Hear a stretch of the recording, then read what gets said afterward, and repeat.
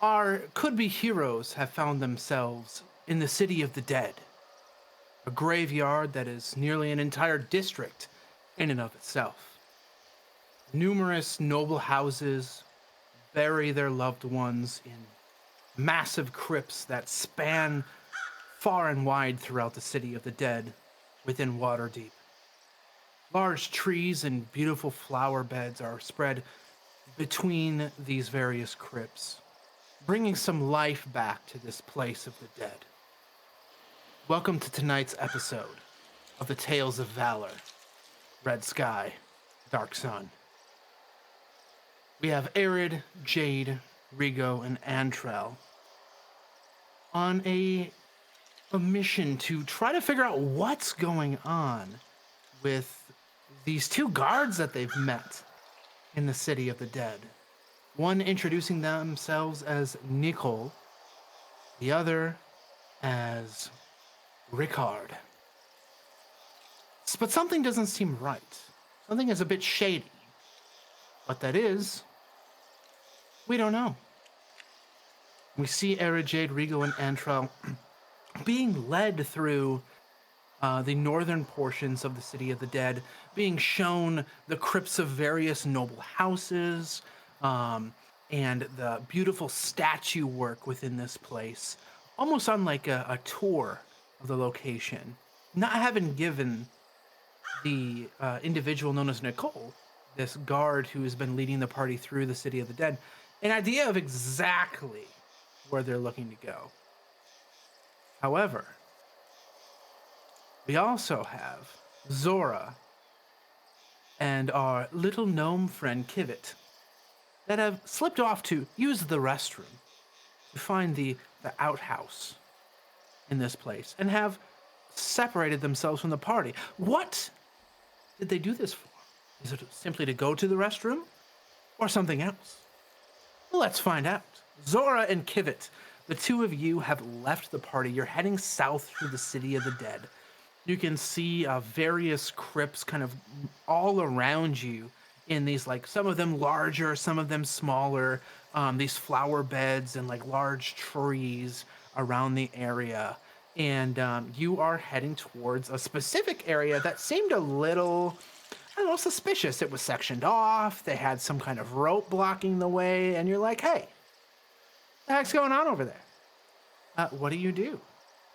What the heck is going on over there, James? Back to you. Um, Reporter James checking in. I didn't think they would let us go. But we're going. When a lady says she has to go to the bathroom, you don't tell her no. It's obviously an emergency. An emergency to sneak around. And nobody wants to clean that up, am I right? Nobody. But what were they trying to clean up? Let's find out. I hope we find a body. I mean, I know we're in a graveyard, but I hope we find like a fresh one so you can like look at it. I know you can get some samples. One on top, a fresh one. I've got. Eredh gave me extra vials, and I mean, what could I make from that? No one's using it. Right now. It's just. I don't know. As long as you make me something cool. For science. Even if it's like maybe like a necklace with an eyeball on it. Oh, an amulet. Or like a helmet with an ear already on it. Amazing. So like I look at, like, Zhora looks around, like I look around, and like as we're walking and talking and getting excited, and I'm just trying to see, like, is there anybody like following us? Like, are we just left to our own devices? Or people... From what you can tell on the surface level, it definitely doesn't seem like anyone's following you. You do notice as you head towards this suspicious tomb, you definitely, or crypt, I guess I should call it, you definitely see there is a family that's actually having like a picnic at a grave. And it seems like they're munching on some bread. There is like a vase with a bunch of like flowers and stuff that one of them has set down on the gravestone. They just seem to be talking amongst themselves about this person, whoever they were. as you move through. The City of the Dead is a place that does see some civilian activity. People come here to remember those that they've lost. Um, but other than that group of people, it's been pretty quiet here compared to if you've ever been here in the past. Zora, I'm not sure if you have or not. But this is definitely a little quieter than normal for sure. Okay. Um, Can I look for like traffic, like foot traffic, to see where like these people might have been like huddled or yeah, you can go which ahead way and they're roll me a going? perception check. See if you have any other Disturbances in the information you're looking for. land. I want to What know. are you hiding? I got a 17. With a 17, so you two are heading towards this crypt that has garnered some interest. That's been like roped off and sectioned off. And as you're heading through here, ooh, investigation from Kivet, just throwing these dice out. So as you're moving through here, you pass by the family, and you see it's like a little elven, like half elven child, kind of like waves to you as you walk by, big smile on their face, and you head towards that crypt. And as you kind of like looking at the ground, looking at kind of like the foot, like sizes of different feet and like boots and stuff like that have moved through this area, you can definitely tell like there are not a lot of people that head towards where you're going. There's not a ton of foot traffic that moves towards this crypt. So whatever's there, not a lot of people are either allowed or not a lot of people are interested in checking it out.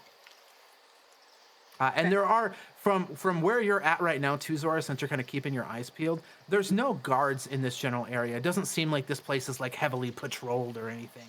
It's more of like a civilian area to go and like I said, remember the dead and stuff like that. So as I'm passing that family and the little kid like smiles and waves at me, like I see him out of the corner of my eye, and I grin back, but I like smile with like all of my teeth, like like really big, and wave like enthusiastically. And then like I tap Kivet and I like gesture to the little kid like, hmm? As you, David, if you the kid like looks at Zora as Zora smiles, you see like as you look over Kivet, the kid kind of like shirks back, just like takes like a small step back, and then you kind of wave and the kid waves back at you. I think. What are they doing here? Why is there no one around? This is feeling. You ain't never been to a funeral? No one's ever died that you know? I mean, like. Probably. But. I just. You know what it is? I was always into something. People die. They just do. You get too close to the forge. You just. Psst, you just zoop up. And. It's just the way. But it's fine. And Bjorn says, you just. From your ash, the next sword. So, it's fine. It's fine. We don't even come here. We just, we do it ourselves. Wow. In the forge. It's so economical. So you guys just like go around like burning people alive or whatever. They're already crispy. We just help them along. I see, yeah. And it's great. You don't need any like this. This is Like the sadness. it's weird. It's weird here. But at the forge, we all gather around, and there's mead and ale, and everybody is singing, and there's not a lot of mess. Down the Lonely Lantern, we do the same thing, We have like a big party and everyone comes and they invite all the friends and all the tradespeople come. And everybody brings like there's usually like a big pig and you can eat that and there's all kinds of food. It's like my favorite time, except someone's dead. I don't know. I just think that maybe It's fine. They look really, I don't know, uncomfortable. Well, I don't think that their people go on to Tharmacule, so it is a dark world for them, it is. But I wonder why they're here. What if we could just listen? What eavesdrop? Just a little? If All no right, one fine. sees, it's fine. It's gonna be easier for you to hide. Let me look around for a tree or something. Is there a tree I can like stand behind yeah. inconspicuously? Definitely. If you want to take a Like, look at the family and like spy on their grievance, and Yes, that's we would totally like fine. to do that. yeah. I am seeing like Frogger, but with tombstones. Hmm. Beep boop, beep bop boop. Kind of like pinball or Frogger. Both. Okay. So And I would love to hear what they're doing, and if I want to have y'all do this, I will need some stealth checks here. that's fair. And I, You gotta at be real least, sneaky. you do when you're spying on the bereaved. But it's Well, fine because I'm not 17. sneaky, so I got a 4.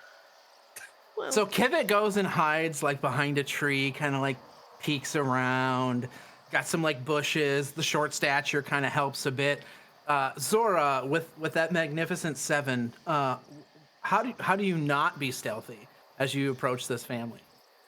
Well, I think that the child is probably not taking his eyes off of me since I've grinned at him like that. So I that's what think got that you. like even if the parents don't see me, the kid is still like even he's like eating his snack and like looking at me out of the corner of his eye like Yep. he sees me right there like, "Oh no." I mean, I'm big and green. I could be a tree. So we see Yeah. Kivet kind of like scamper off around to the side. And Zora, you start like walking towards them, but also like trying to walk towards the bushes and the tree. And you see the kid just like munching this sandwich and then like sees you walking towards them and turn and like go and like tug on the tunic of the father. And you see What? this guy like turn and look. And he says, salutations. What brings you to the city of the dead today? Oh, I'm on a field trip with my friends. We're part of like a group that likes to hang out in graveyards. That's certainly not the strangest things I've heard all week, but definitely near the top of the list. If with this field trip, where is the rest of your party? Oh, they're back there, man. I just had to use the little orcs room, so I'm just over here. I saw you guys. I, waved at your kid there, and I just, thought maybe I don't have anybody close to me, so other than, friends and stuff, but my You family's see him, gone. you see him put a hand on the kid's shoulder and like pull the kid a little bit closer to him. Yeah, that's very nice. Uh, uh, uh, it's interesting to see people being interested in graveyards. Very strange. So, if you don't mind, we are going to continue our snacking unless you need something. No, I'm just gonna, go back here. I might look at a couple of the stones. My dad's been missing for a long time. Maybe his name's around here or something. You guys get back to what you're doing. I'm sorry. I'm so embarrassed. I'm And Zora I'm kind of like sorry. walks backward. He's walking backward. And so Kivet, I need a perception check from you. Oh my god, I wanted to jump out so bad and be like, we're studying humans! But I was like, no. I was like, no, because once this uncomfortable band-aid of an experience rips off for Zora, I am gonna hide more and then hear what they're really doing. I'm sending you all kinds Probably. of winks and stuff as I'm walking away, Kivet. Yeah, and Doing don't a lot worry, of that. everyone, because 17! So So like I'm about to hear it. They're about to spill the tea. This is when they go back to where they were and they be like, okay, they know we're gonna sacrifice this kid. Don't wave at them anymore. That's what this is. Hmm? So I got a vibe. Zora, you start walking away. Are you heading towards the tomb or the crypt? Yeah, I'm kind of like taking some steps back, and like while they're still like until they stop looking at me, I'm like at some headstones and stuff as I'm trying to Okay. like send like brainwaves to Kivet. Like I'm gonna go in this crypt real quick, do your sneaking, and I'm gonna look around and like case the joint. We've stolen I a don't lot know of if stuff together, so So Kivet, I'm leaning forward. Kivet, you stay back. You watch this group, and as you're watching, you can see the father kind of like very rapidly, like looking towards Zora, looking back towards the rest of them, looking towards the grave, and kind of ushering the two children kind of nearby. They sit down, and the father kind of gathers them nearby, and he starts whispering. You can only pick out like a couple things from this conversation, but he brings up something about someone named Shinera, and you also hear the name Nicole in there as well oh from really? that conversation, and something about having to report, but you're not sure about what. Hmm. What do you do?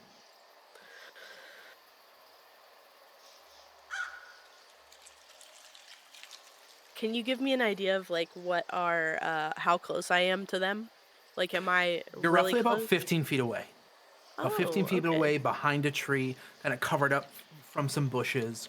Kind of like if you were like facing towards them like Zora was, you'd be on the right side. All right, cool. 15 feet. That's a lot. I could get closer.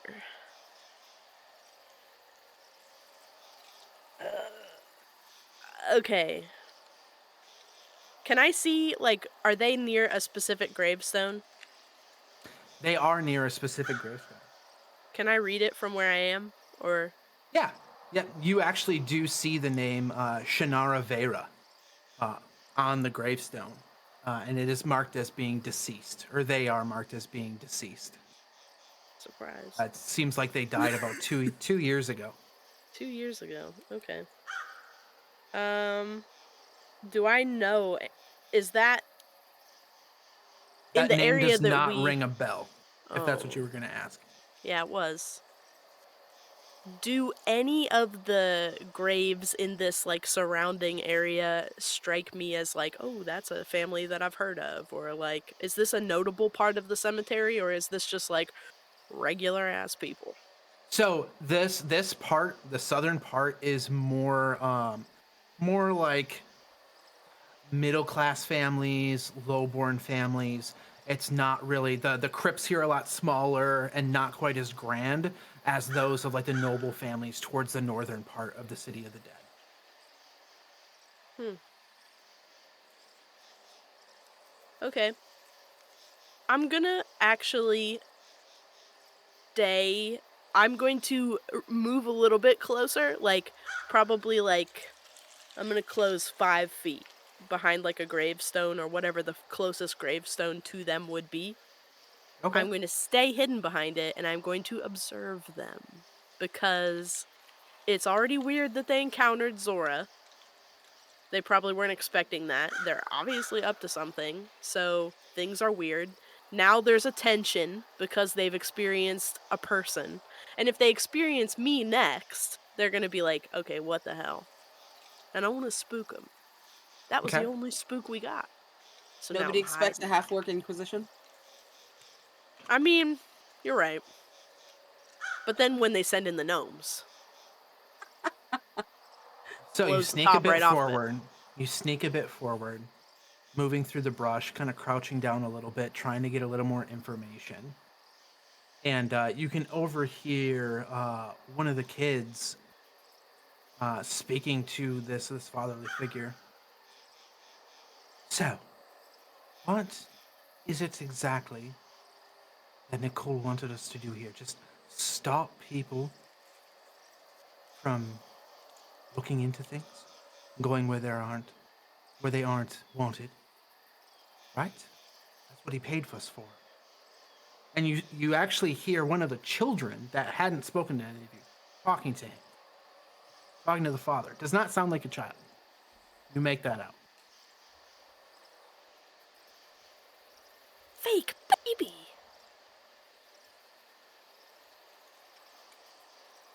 Cool. So one of those kids is probably. Do I recognize the species of this individual? So Is as this you're a gnome? as you're hearing this person talk, they almost seem like a super short halfling. You start to kind of make out how this person looks, and they're dressed like you would think like a child would be dressed, but they just look as you kind of like examine like the head versus like the rest of the body and everything. They definitely look like they're older than they appear to be.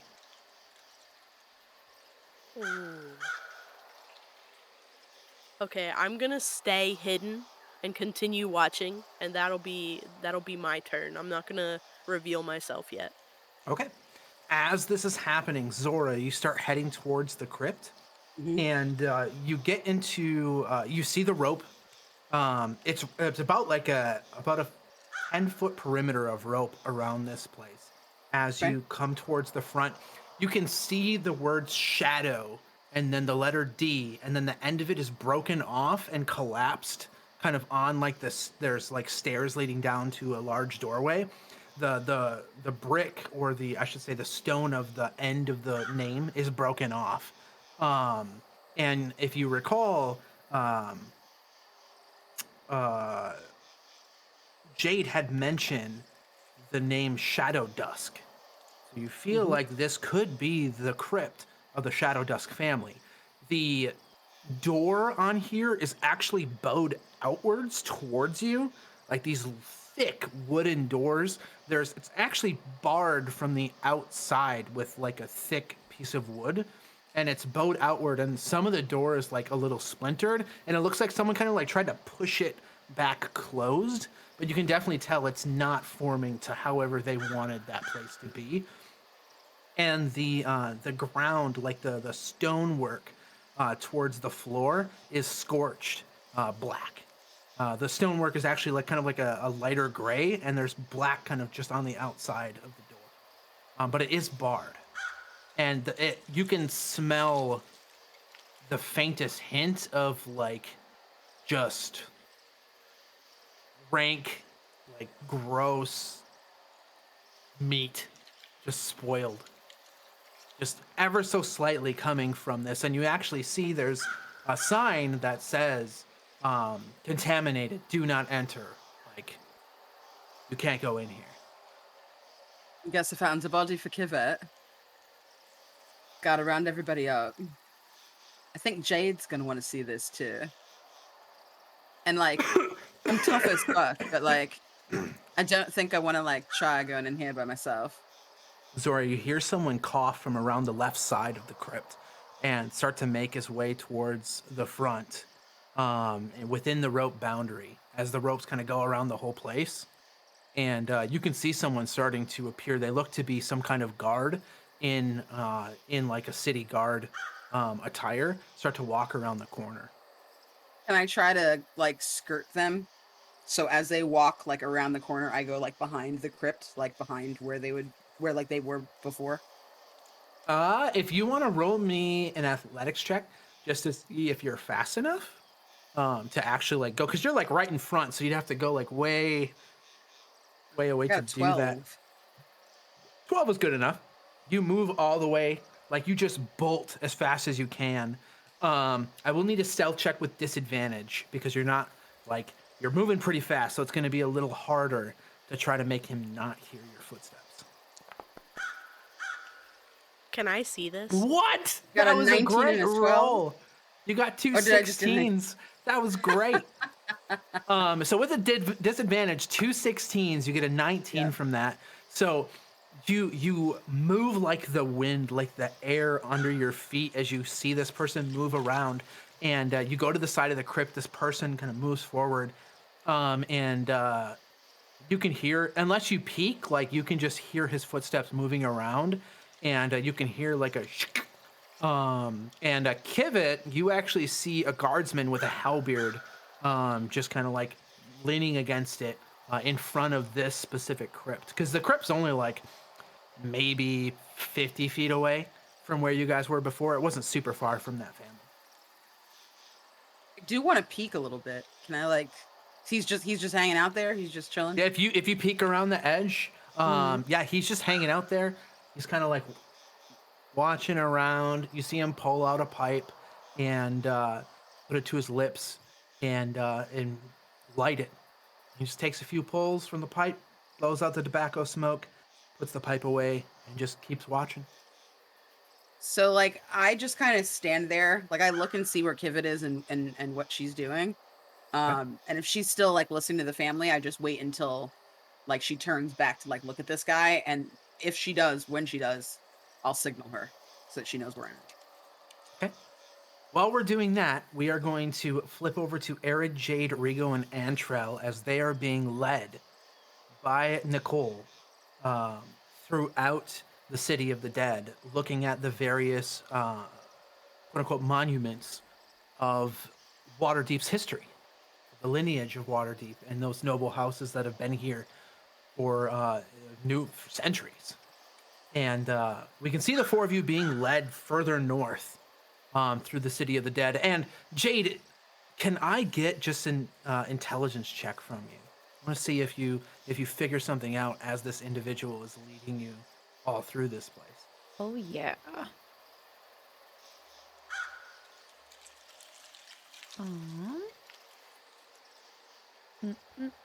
Trying to do... Okay, how do I do an intelligence check? It doesn't... There's nothing to click specifically? So you should be able to... Oh, there we go. Never mind. got it? I had to click the word, not the number.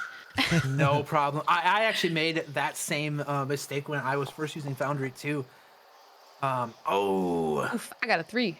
That is a 3. So enamored by like the stonework of this place, by the history that's here.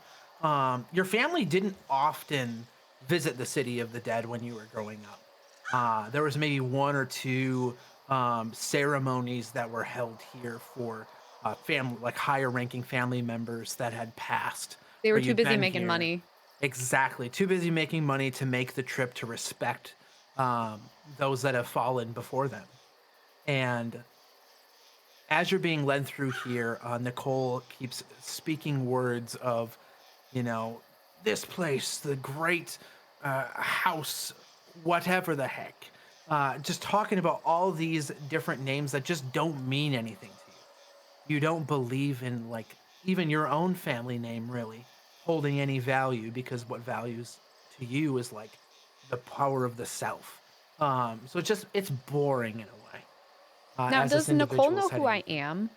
Yes. Okay, I couldn't remember. And you had introduced yourself as Jade Moshto, which definitely rung a bell with the 2 guards at the front. So as this individual, this guardsman, is leading you through the city of the dead, you start to get to the higher ranking families within Waterdeep, and you can see like large statues of like noblemen and women and their children kind of gathered on these statues. And you actually see, as you begin to move a little forward more, the Hall of the Heroes. And you can see this like large statue of fallen warriors that are fighting on a battlefield. And this huge, like 20-foot high statue work with this large crypt slash like chapel with some stairs leading downwards as well. And he points out, like, this is the Hall of Heroes, where many soldiers within the city guard and the city watch have fallen, and we bury them here to honor the time that they have put towards the city of Waterdeep. Lady Marshstone, is there anywhere in particular within the City of the Dead that you were looking to see that I could help you and your companions to locate? I'm more than willing to help however I can. Well, to be completely honest, my parents didn't really bring me and my siblings out here very much, and it's been quite a few years since we've actually had someone pass and come to celebrate it, or not celebrate it, but celebrate their life, I should say. And Of course. I'm not exactly sure where in this area where my family's crypt is.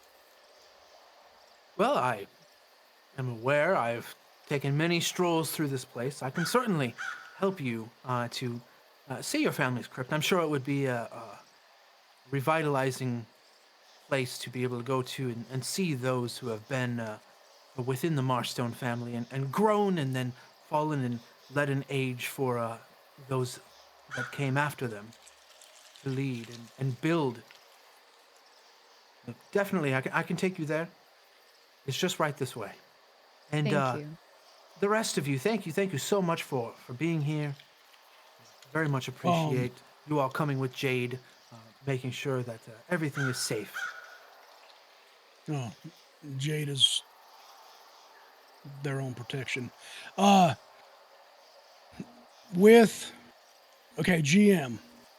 had Yes. talked a little bit about how Ered has kind of like a fractured memory of his previous life.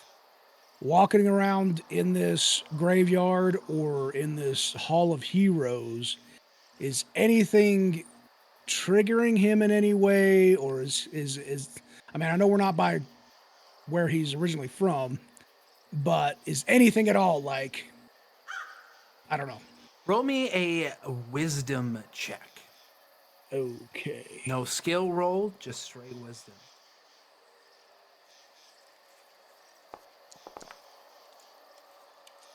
11. So there are faint memories of a massive garden that you would move through, but it's all kind of fuzzy, like nothing other than the maze of the garden kind of rings a bell in your mind of walking through this. But any faces that come to memory are like fuzzy and blotted out, almost like someone painted a beautiful picture and then took their hand and wiped the paint away. You just can't make out any distinguishing figures. But the leaves of all of these like guiding leaves and branches of these bushes moving through the maze are the only thing that is really in focus for you as you're moving through this place. Cool. So, you see Ered is just kind of sporadically studying nothing, as what it seems like, but something's going on. He's there and he's not. He's there and he's not.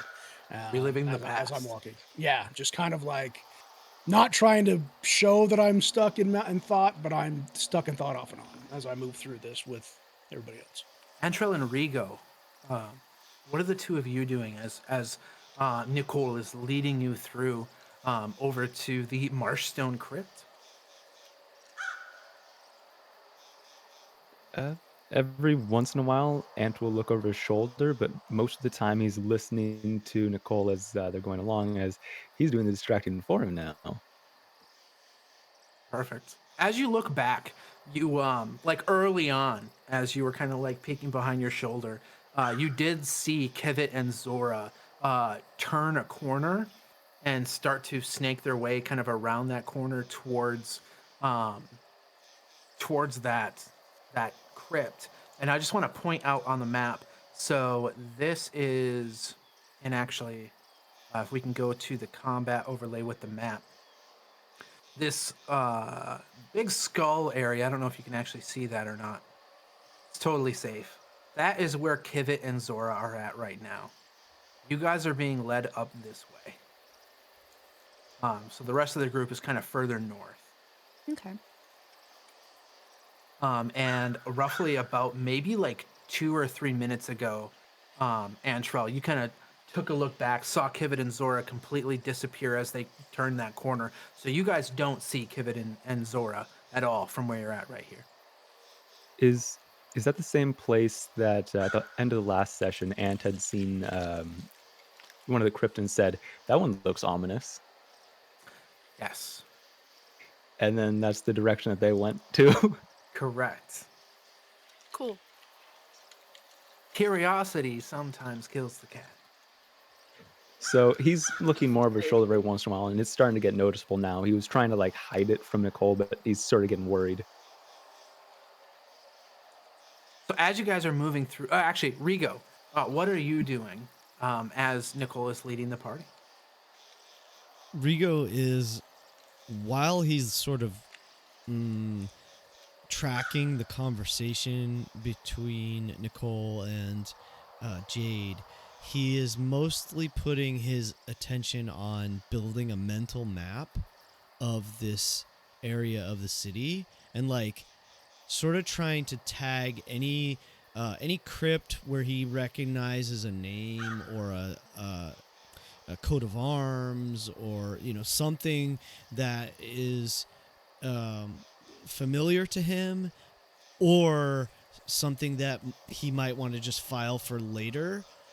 So he's just trying to start like, oh, that okay, that's where the Silver Spear family is, and that's where, and he's sort of just like registering that as they move through, and especially if he hears Nicole say a specific like, this is this such and such family's area or crypt or what have you, he's trying to file as much of that as he can in the back of his mind for later. So I will create some pins on the map for you right now of specific places that you've seen as Nicole has guided you through this. So you have seen the Crypt of Amkathra and the Crypt of Wands, two of the noble houses within Waterdeep as he's guided you through this section. So I am going to get that on here for you right now. It'll take me 2 seconds here.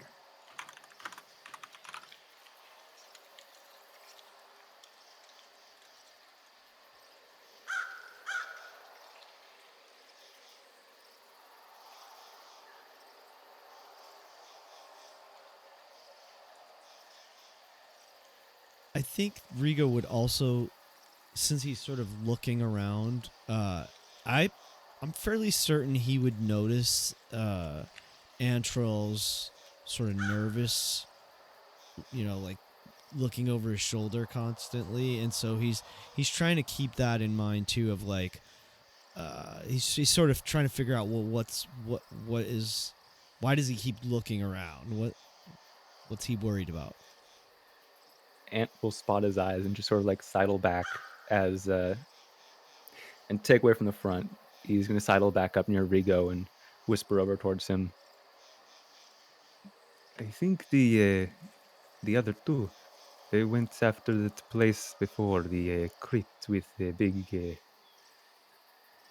I don't know, the air about it. I haven't seen them since. Well, they seem quite capable of taking care of themselves. Do you think we should be concerned? Well, yes. After all, we have been looking around a little bit now, and there's plenty of people in here. This guy over here, the Nicole, says his name is Nicole, and didn't want us in, but now it seems he wants us in and talking to him as much as possible, after those two went off somewhere. That is an interesting observation. I'm also curious as to why we have not seen Captain Fane, if that is who they in fact reported to. Perhaps I should slip away and check on Kivet and Zhora.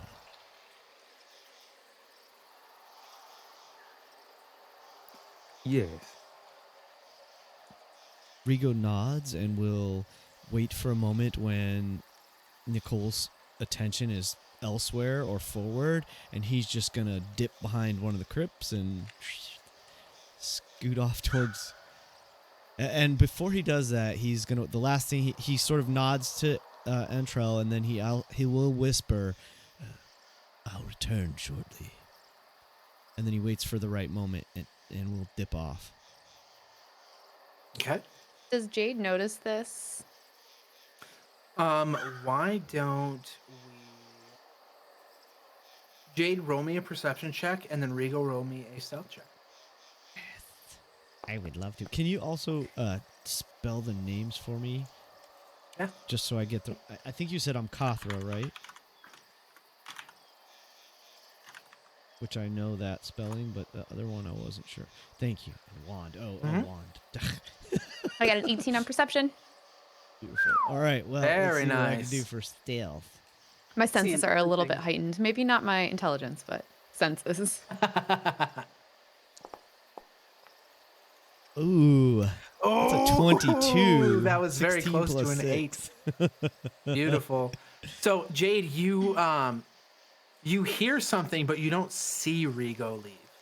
Rigo all of a sudden is just gone as you look back. Can I safely make an assumption that even if I don't see him leave, that not seeing him there perhaps means that he has slipped away?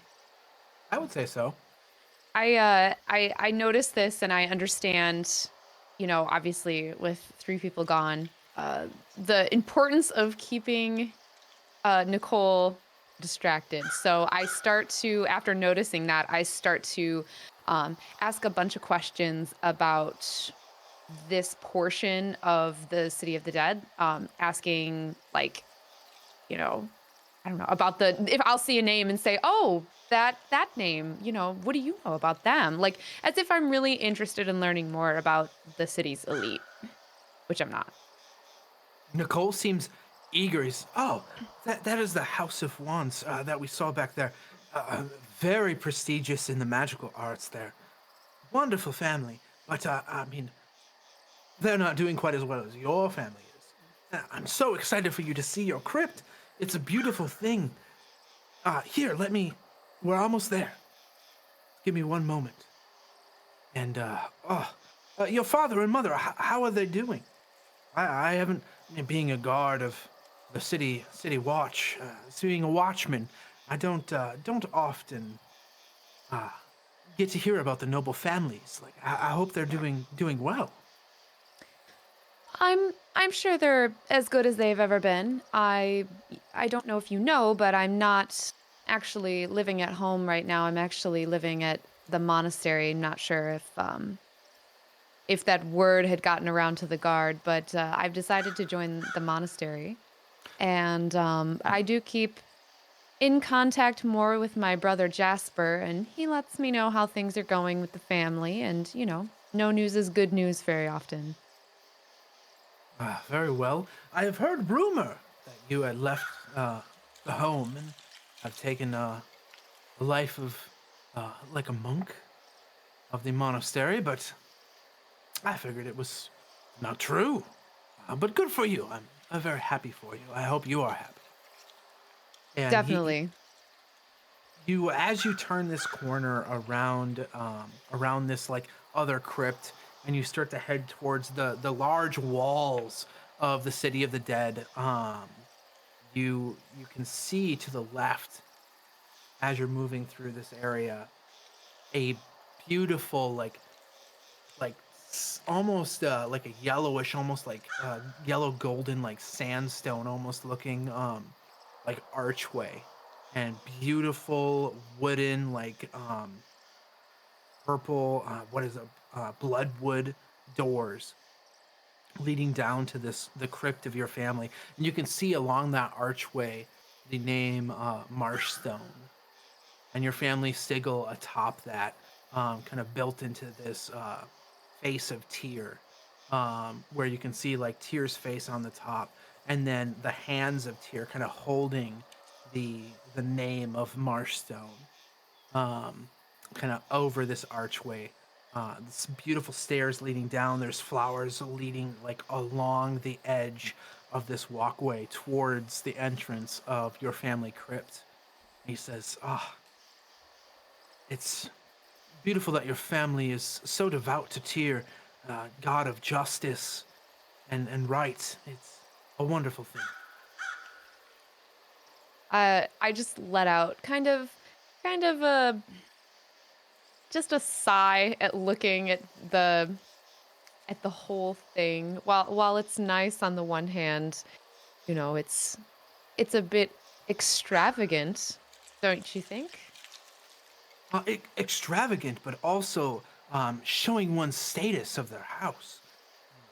Obviously, I'm being a watchman of the guard.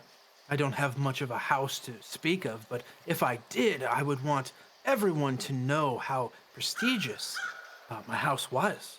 And your family does a wonderful job of showcasing this, especially with their donations to the church. That I've heard so many wonderful things. It's so nice to meet you. And he gestures forward to like shake your hand. My mouth kind of goes into a tightened smile, like trying to prevent totally a frown. And I just nod and put my hand out to him. He shakes your hand. And he says, well, please let me show you in. And you see him walk forward. He fishes out a key and opens the door. There's this like large padlock in the center of the door. And this key is like literally like the size of my hand and like wrist. It's a very large key. Inserts the key and like heftily turns the key. You hear this of all these gears and wheels spinning on the inside. And finally you hear the of the door opening, and he removes the key and pulls the doors open. And you can see these like marble stairs leading down. The way is very dark, and he takes out a torch from a sack on his back and lights it. And he says, well, it's not lit up in this area, so I can lead you down, and if your party would like to accompany you, hopefully you would not mind. While he was unlocking the door, I did turn around to Eredh and Ant, and I go like this and make a motion with my fingers on my eyes, kind of trying to relay like a keep your eyes open kind of signal. And then after he asks that, I turn back to them again and say, shall we? If you would permit us to go inside your family's crypt. What did you say, Jade? Sorry, I was distracted. What was that? Oh, we're gonna head into the crypt, so just wanted to make sure that you guys were all ready. And I kind of like raise my eyebrows like when I say that, because my head, I'm assuming, is the back of my head is to Nicole, so I'm kind of like, you guys ready? You kind of see. I dust the cobwebs out really quick. Yeah, Jade. What are we gonna do? Why'd you kill so many trees to build this damn door? I look at Nicole, and like, what's this marble floor for? The dead don't care. This is just so alive people feel good about dying and have a nice place to sit in. The nature doesn't care about all that, and I just stomp off into the. I start walking. First one walking through the door. I turn to Nicole and I say, please pardon my friend. You know, cultural differences. The elves do things just a little differently. It is not my place to worry about such things. It is, of course, his purview to be concerned of such things, but I believe in showcasing one's status is important in the city. Outside of the city, maybe not so much, but I'm not sure where he comes from. But please, if you would like, I will lead you down. And there are many very interesting things that I don't think, if you've been here often, your family has made some changes to the crypt that I've been informed of by the crypt keeper. Well, I'd love to see it. And if you'd like, you and Eredh want to lead the way, I think me and Ant probably won't be able to see too well without you guys. Not a problem at all. Please, move forward. I will take up the rear and ensure that you all have ample light. Oh. Chink, chink, chink, chink. You hear as I walk down the marble stairs. Certainly. You all begin heading down. Ered, you reach the end of the stairs. Ant and Jade moving down as well. And there is a massive wooden door at the end. And you end up hearing, as you all start walking down the stairs, the doors above you close. And you're thrown into pitch darkness. And you hear the click-clack of the lock behind you. Hasn't he turned the light on yet? Didn't. And there is Like- no light as the door is shut. And we swing over to Kivet and Zhora Yet. to see what Okay. is going on over there. Can I just say, meta? However, when we eventually need to fight Nicole, all I'm doing is gluing a gold piece to the ground. He's getting fired. Because, come on! He's Cool definitely it! sus. He is just like, I care a lot about looking rich when I'm This dead. is the Marshstone Crypt. good. Oh, He's Come gonna- inside. Look, I'm sorry. It's He's gonna shut nice y'all in that inside. thing. He's gonna shut y'all in that thing. Yep. I'm so nervous and freaked out. I'm just like, Ered's you guys are going down the pissed. stairs, and I'm like, stop it. Don't go down. Thank It's all goodness his half fault. you guys are out there to come get us. Well, you know what? Kind of. Because Zhora is like right next to the rotting meat epicenter of the graveyard, and we're in a place where it should, you know, okay, fine, it probably shouldn't smell like rotting meat, but if it is gonna, it'll definitely be here. Everybody in here is an old hot dog. And here we are. An old hot Like- dog. You know what I'm saying? Like, nothing in here is fresh. Dead man's party. It really is. And I am busy, spying. And I've definitely seen some things that are concerning at best. But now I see these two individuals be bopping over to the crypt, and I'm looking at Zhora and I'm like mouthing distraction. So Zhora, you are currently like looking at the guard, watching him. You kind of move your head back, and as we see Zora's head kind of like move back, the camera flips from Zora's face over to Rigo. As Rigo, you are heading to the south, Oh, heading no. towards the rest of the group.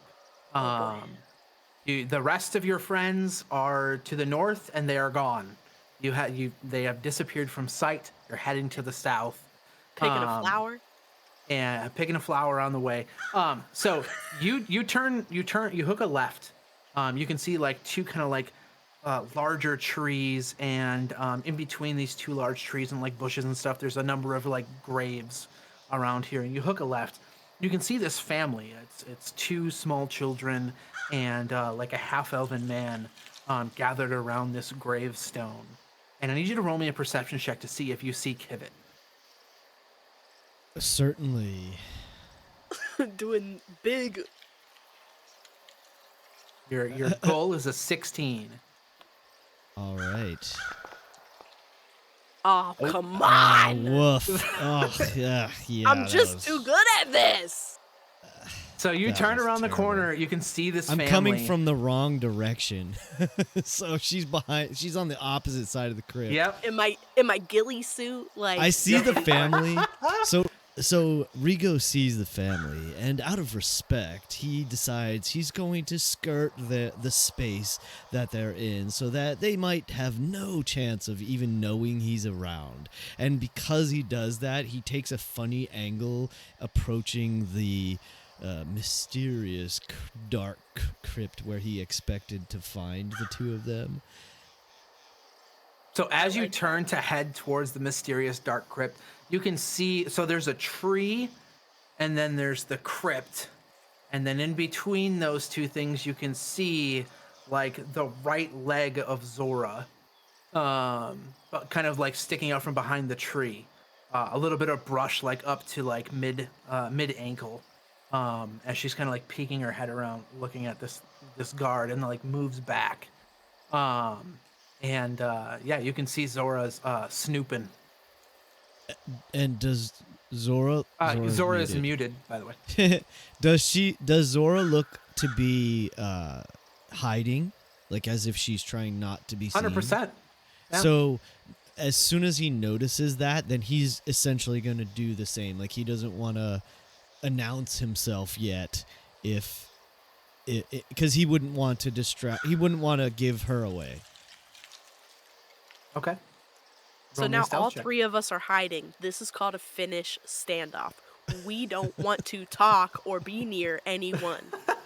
We're technically hiding too. We're just being forced to hide in a crypt. That's what we have going on. Listen, Tony, I hope you come out. I mean, I've got another character on reserve in Just case something hope happens. you come just back saying. out. Hope you come back out. Hope you come back out. You sent that bird to get you some stuff, and like you know. If I get buried with Jade and Ant, I'm all right with that. Well, it's good that like you at least have dark vision. I'm pretty sure that Yep. Ant has dark vision too, or at least an ability with it. So that's the good part. Is it? Mhm. The one good part. This is gonna be great. Do you want to watch? When Fair. Rigo was like, "Yo, I'm gonna peace out and go check on everyone else," I was like, "You sure you want to do that?" But okay. So Rigo, Well, because do you want to die with them or with us? yeah, exactly. Pick your Better poison. over here. We got children to scare. Yeah. Well, we thought we did. children. We thought we did. I still Then we don't got know. close. Well, it's not So going to make you Rigo- feel any better when you find out. Did you get me that stealth check? Stealth. I did not hear the stealth check, so let me roll that. Here No we problem. go. Hopefully this will be a little better than the Yeah, because you're close. pathetic perception. was Oh tw- yeah. Hey, there's another Oh, yeah. 22. There we go. Yes. You fade into the shadows, and Zora, you hear someone breathe right behind you. Ew. Like I sniff the air Yep. and I can smell like this, Noble like, breath. It's like this like Cloves. it's like a little bit of wine, and it's got like some real like expensive cologne, but also like the smell of like cheap leather, kind of, because he's noble, but he's not quite noble. And I'm like, The smell of desperation for acceptance. Yeah. So, to be clear, wait. I Axe was body not spray. intending to move up to Zora at all. My mind, I'm shit. thinking, Okay. I'm like, as soon as I see her and see that she's hiding, I'm gonna stay away. Like, He doesn't want any of this smoke. Zora, it wafts through the air. You There can we go. smell I'm that fine with that. scent wafting Okay. through the air, and then there's nobody. It's very Listen, strange. I've got my Crushed tiger velvet totem, my nepotism. eye of the tiger, so I know I can like I Nice. hear like the twigs under his feet. I'm like immediately. So I'm there, and I kind of like peek my head out of the other side of the crypt. So like Rigo, you see like the crypt here, and then you're like, then you see like this much of my face, and I go, Yeah, I would signal you to let you know where I am. I just don't want anyone else to know where I am, basically. I point to show you, like to go like, you know, like march and then like that, so that you know that there's a guy there. And then I want to send a message to try to send a message to Eredh. I would like to call upon an animal if I can. Ooh, okay. God, I'm so stressed. So calling upon the animal, is that a spell? Are you looking to do animal handling? What you looking at? I have a speak with animals spell that I can use. Okay. And I would like to talk to this animal. Actually, now that I've said that, I actually have beast sense too. Ooh. So now I'm wondering if I can just use beast sense to like see where our friends are, because I feel like if like this fox or whatever creature I get like looks into Ered's eyes, like he'll know that he needs to like come and like follow this animal because he's like one with nature. so I think I want to do that. Am I allowed to do that? Because then I can see through its eyes wherever it's going. I can, like, you know, Bran Stark this thing. Wait, is the door of the crypt that they're in closed behind them? I don't know. Are you? So atop the tree branch, you can actually see a like a garden snake on top of the tree branch above you, kind of like Okay. slithering around the tree branch, and it kind of like peeks its head down and like sticks its tongue out towards you. See, Um, this so hot, man. It just starts talking to you. Yeah, Parcel tongue. in parcel tongue. Yeah. So I'm a it's parcel hot mouth. here. What do I have to roll for this? Do I have to Obviously. roll anything, or do So I it just says do you it? touch a willing creature for the duration of the spell. You can use your action to see through the beast's eyes and hear what it hears, and continue to do so until you use your action to return to your normal senses. While perceiving through the beast's senses, you gain the benefits of any special senses possessed by that creature, though you are blinded and deafened to your own surroundings. Oh, That's not good, but that's fine. We're gonna risk it. risk it for the brisket.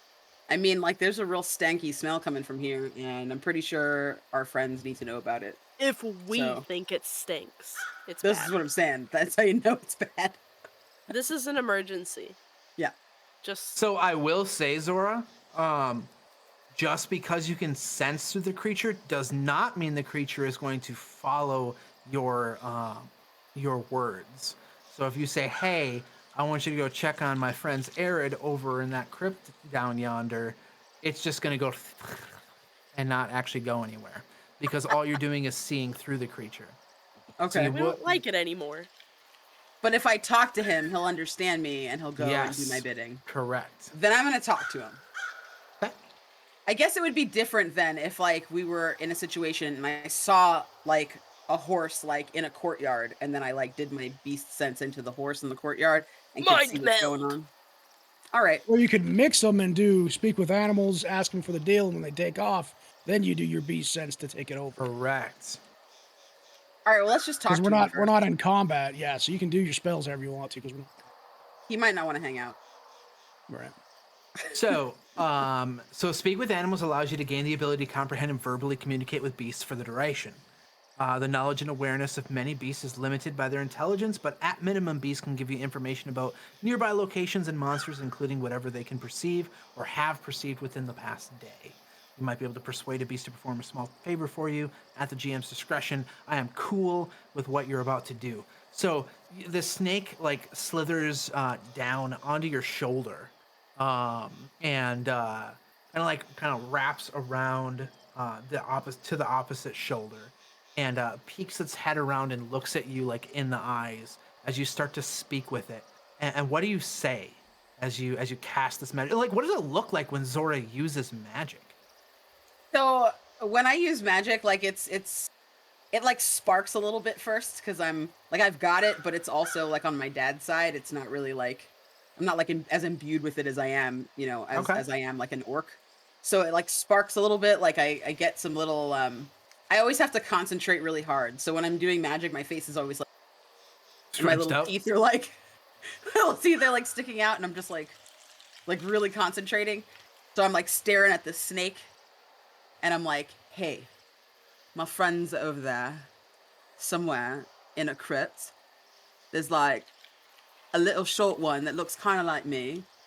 Then there's like a little bald one that's like a human, I guess. And then there's a green one. You probably know him, Eredh. Do you know him? You're an animal. You know him, right? You guys are friends. He like Exactly. flicks his tongue around. he's Right. like, So you're gonna go over there. You're gonna see him. And I don't know, just like, could you like tell him we're over here and we found some like crazy shit in this crypt? Yes, I can. And I just like, I pat his little head, like, You pat his head, and it like nuzzles into your palm. I shall go speak with Eredh. And it like slithers down you and like serpentines down your leg, and then just starts like slithering across the ground. And as it starts to do so, you realize this thing does not move very fast. Like it's kind of moving fast, but it's also a garden snake. So like it's not like it's like booking ass. I It's was just worried like, about this. It's wiggling as fast as it can. It's just like, "Ah," like serpentining as quickly as possible. Yes. He's on a mission. It's okay. You could have thrown He's that not a thing. snail, so it could have been worse. Yeah. I'm Exactly. 30 feet away now. Yes. Shall be there in 30 years. Like, how fast can a I worm can run? see the crypt. It's 100 feet away. No one better step on him, or I'm gonna fucking Yeah. murder. I just had So like a Eagle- mental image of a Eagle, go, lawnmower Eagle. just eating it up. What? That's terrible. Look, good thing they don't exist here. Yeah, we're good. It's probably something 10 times worse. Yeah, someone's gonna eat him. Zhora, I will say, I'm assuming you used your beast sense before it left, because you do have to touch a willing beast for the spell to take effect. That so I'm was what assuming the you pat like. on the head was. Oh, that's the Yeah, pat on the yeah, head. yeah. But boom, Nice. there you go. Nice, I love it. Gregory. And meanwhile, Rigo's like, "What is she doing?" Yeah. Why is she talking to a snake? Why is everyone talking to animals? It's As a he great applies import. more curve for men. Why is that snake so slow? That was a voicemail. And as our little snake buddy is slithering through the grass, we swing over to our friend Kivet behind the tree in the bushes. Right. Kivet, you've snuck forward. About how far did you sneak forward? 5 You were feet. 15 feet away. You 5 see you feet. just like That's it. That's it. moving I'm through not, the brush. I'm not wilding. And you're kind of like, so you're past the tree at this point. You're kind of like down in these like tall like flower beds. You're gonna like peek 2 fingers between the flowers stems, Okay. and you're watching this family here. And so you overhear a conversation. So we've stopped the orc from digging Wait. in a little too far. They're off doing whatever it is. Beep! Beep! Now, beep, beep. Now, we were told to keep these individuals busy. What do we do from here, Father? And one of the halfling children were saying this. Father says, well, they are separated from the rest of their friends on this excursion to the city of the dead. I think the best thing for us to do. And as they're having this conversation, like you see the dad like rub his hand across the grave of this person, like pick the flowers up and smell them. So like he's doing these things that make it seem like like they belong as they're having this conversation. I do think that the best course of action is to make sure that we know where they are at all times. We can see the orc lady. She's obviously by the tree over there. But if there are any others, like that man that walked past, we need to keep an eye out for them. I thought there was another with them, but I could be mistaken. I haven't seen anyone other the short one. No, I haven't seen them recently. I don't know if they're part of the group or not. And the halfling male child is like, well, if the gnome is not a part of their group, nothing to worry about. But if they are, then they could be anywhere. And you see the halfling child kind of like completely remove the mask of like trying to be this kid and like looks around with interest, looking around, and they're gonna make a roll and see if they spot you, kid. Crap.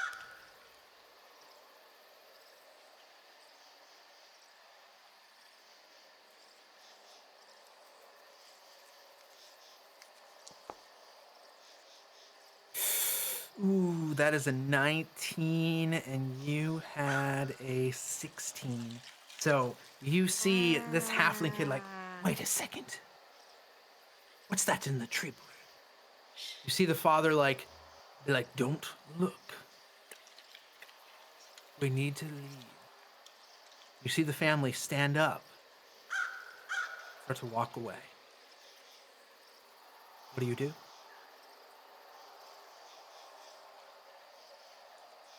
They know it's me, or they just don't know, but they know something's there. I don't know. You don't know. Cool. What do you Well, think? let me just tell you what I did while you were talking. Okay. So, bop, bop, bop, I picked up a pebble. Okay. And I did magical tinkering to the pebble. And what I did was, whenever a thing that is non-magical object is tapped by a creature, me, no, hold on, backwards. I recorded 6 seconds of Ooh. audio, because what the point of this is that, like, this pebble, the non-magical item, when another creature taps it, it will play.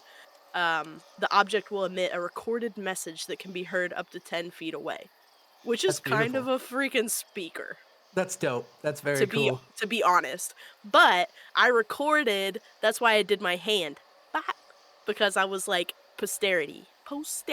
I was recording the part where you were saying we need to make sure we know where they are at all times. And I recorded that, and normally you have to speak into the non-magical item, so it's usually like a message that you leave. But instead, I was recording what they were saying. And so I have that Beautiful. in my little pebble, and what I was gonna do was I was gonna take the pebble and, like, toss it, because it's very tiny. I was gonna toss it over to Zhora, because I imagine that throughout our years of doing bad little things, we've probably had want for, like, some tin can telephones, and if you know what I'm saying. And Very so nice. we do this. This is the pebble. And I was gonna throw it to her so that she could, like, know what I know, because I don't have message. So this is my message. But if they're leaving, Mm-hmm. I'm going to choose not to disrupt that, because I don't know what they know. And even Taylor does not know what they know. So frankly, I don't know why they're leaving and why they're, I don't maybe know Mhm. even that they've seen me. And if they have actually seen me and they know it's me, I don't understand why they would leave. But stopping them would create a tension, and if they think I'm just an animal or something, maybe this is okay.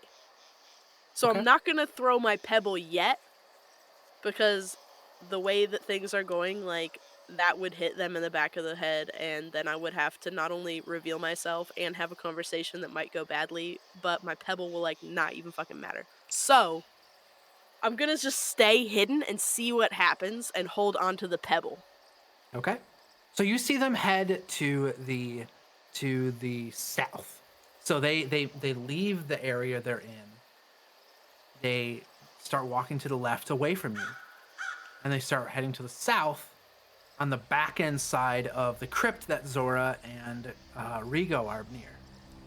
Walk back there, Rigo, you can hear their footsteps crunching against the of the pathway of the graveyard.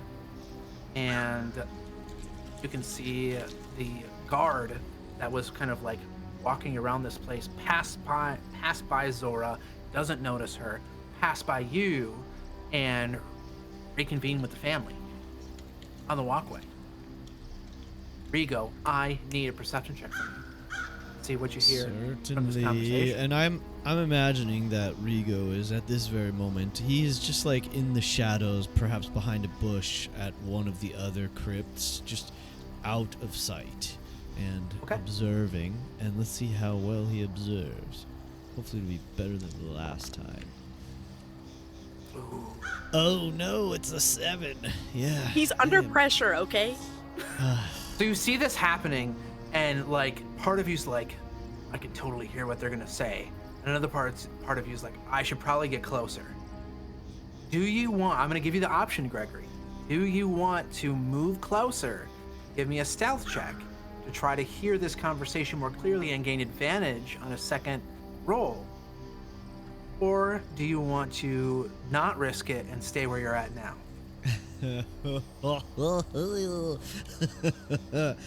Because if they see you, Oh my god. things God. may go down, they may not. Right. So this is an option I'm giving you here.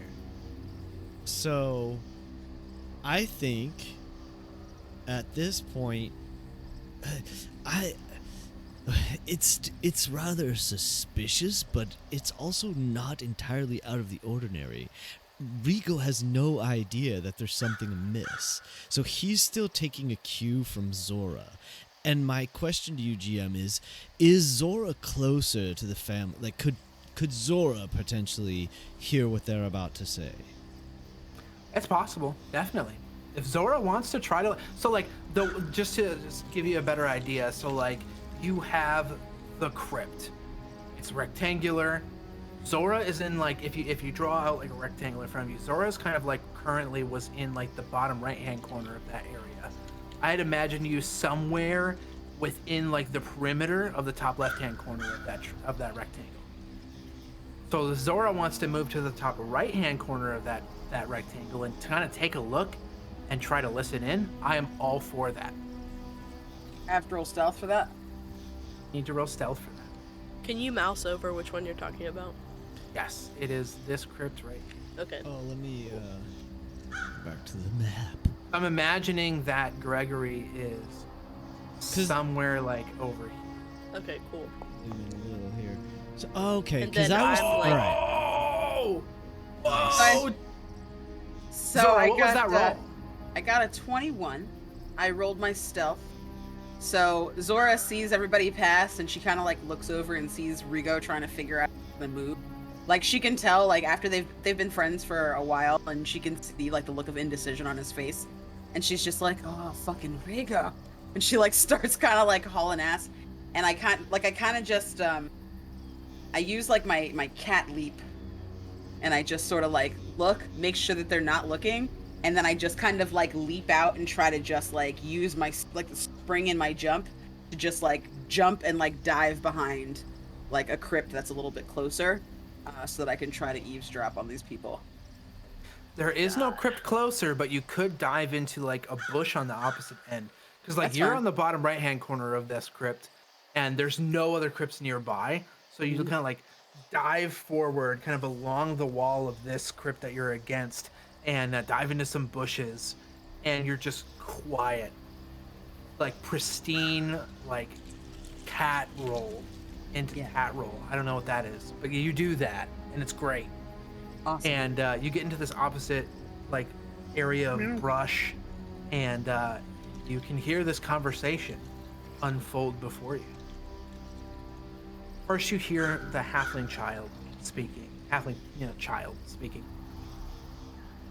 Well, I'm pretty sure there's about 5 or 6 of them total.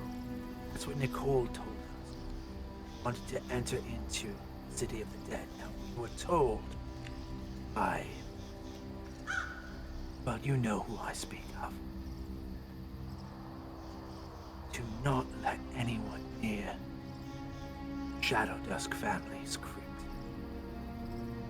They seem to be sneaking around, looking at things they should not be. Marsh still woman. She is here too. But what does a Marsh still want to do? City of the Dead. You hear the guard, like, speaking in this somewhat regal tone. Well, it could be that Jade is interested in what's going on here. She has caught light speaking with the masters of a monastery on what's going on here. So what we need to do is wrap this up quickly. Get them out of here before you know who tries to show us how annoyed she is. They are, sorry. So why don't we do that? Why don't we get them out of here? One way or another. Sound good? And the father, his two halfling children, responds, yes, I think that's a good idea. Get them out of here.